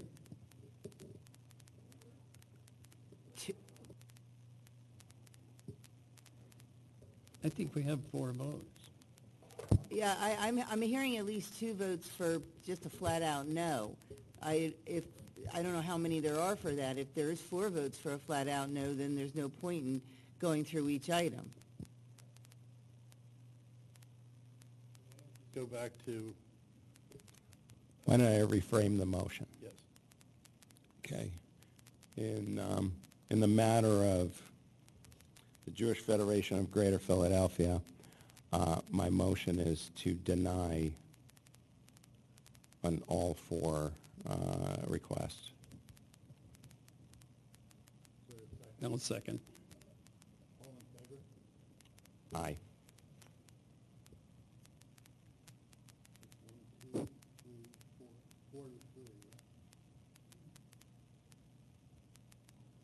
And just for our, I'm going to have to send my colleague Kevin and the ZHB this determination. So it is recommendation of denial of all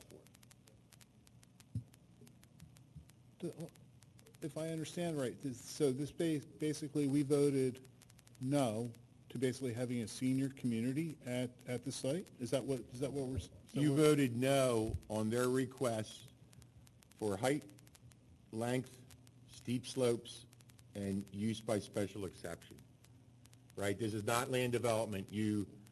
Anything that goes to any application that goes to ZHB of this type has to appear before you. And you have, as the chairman said, you can make no comment, recommend denial, recommend approval, or a combination of those for the 4. But this is just for the zoning hearing board application solely, no more. So just so I understand the process, can the applicant still come back, say hypothetically, Steve, that they have a different design of the building? Can they start this process again and appear in front of us? Well, conceivably, I don't know what's going to happen at ZHB, but they could have another zoning hearing board application. And then they would be back to you, Mr. Nat, solely for the zoning hearing board application. I know it gets confusing, but this is not the normal land development item that comes through to you, like 26 Wentworth. This is just a ZHB app, no more, no less. That's the reason why, and forgive me, I'm hijacking your seat here, but I just thought it would be fairer and more reasonable to basically have the 4 separate votes, because I still believe, yet we are being asked to opine on the 4 different things, but in my mind, the design has no impact on the use. I agree, Stephen, with what you said, and the gentleman back there who lived with the land since 1958 as his father developed it. But at the same time is that I think to have that vote tied up with the use of having a senior community, I just think it should be pulled apart.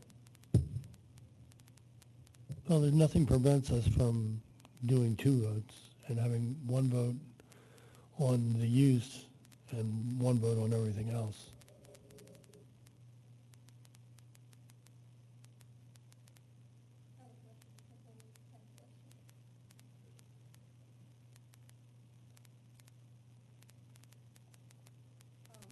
So for clarity, when they go to the zoning board, are they going with this plan to the zoning board? Or can they go with just the use without the plan? There's an application that's posted on the website. Right. That application to the zoning hearing board is what is before this planning commission tonight. That's the application that goes to ZHB. Regardless of what is said tonight, that's the application that goes. So the plan as presented, the size and the length and the height as presented, would still be presented to the zoning board along with the special use? They can So in other present, words, a no vote, there would be an implied consent to go ahead to the zoning board. Is that correct? Yeah, the zoning hearing board takes the planning commission's recommendation as just that, a recommendation. It's not bound by it. They make their own decision. All right, I just want to, thank you for the clarity.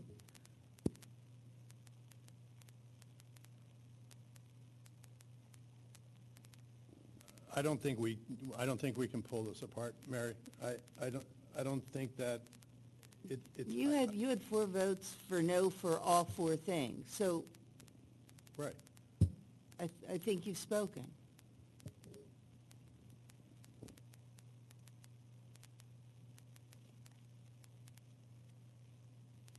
That was interesting. Thank you all for coming. Thank you for your time. Thank you.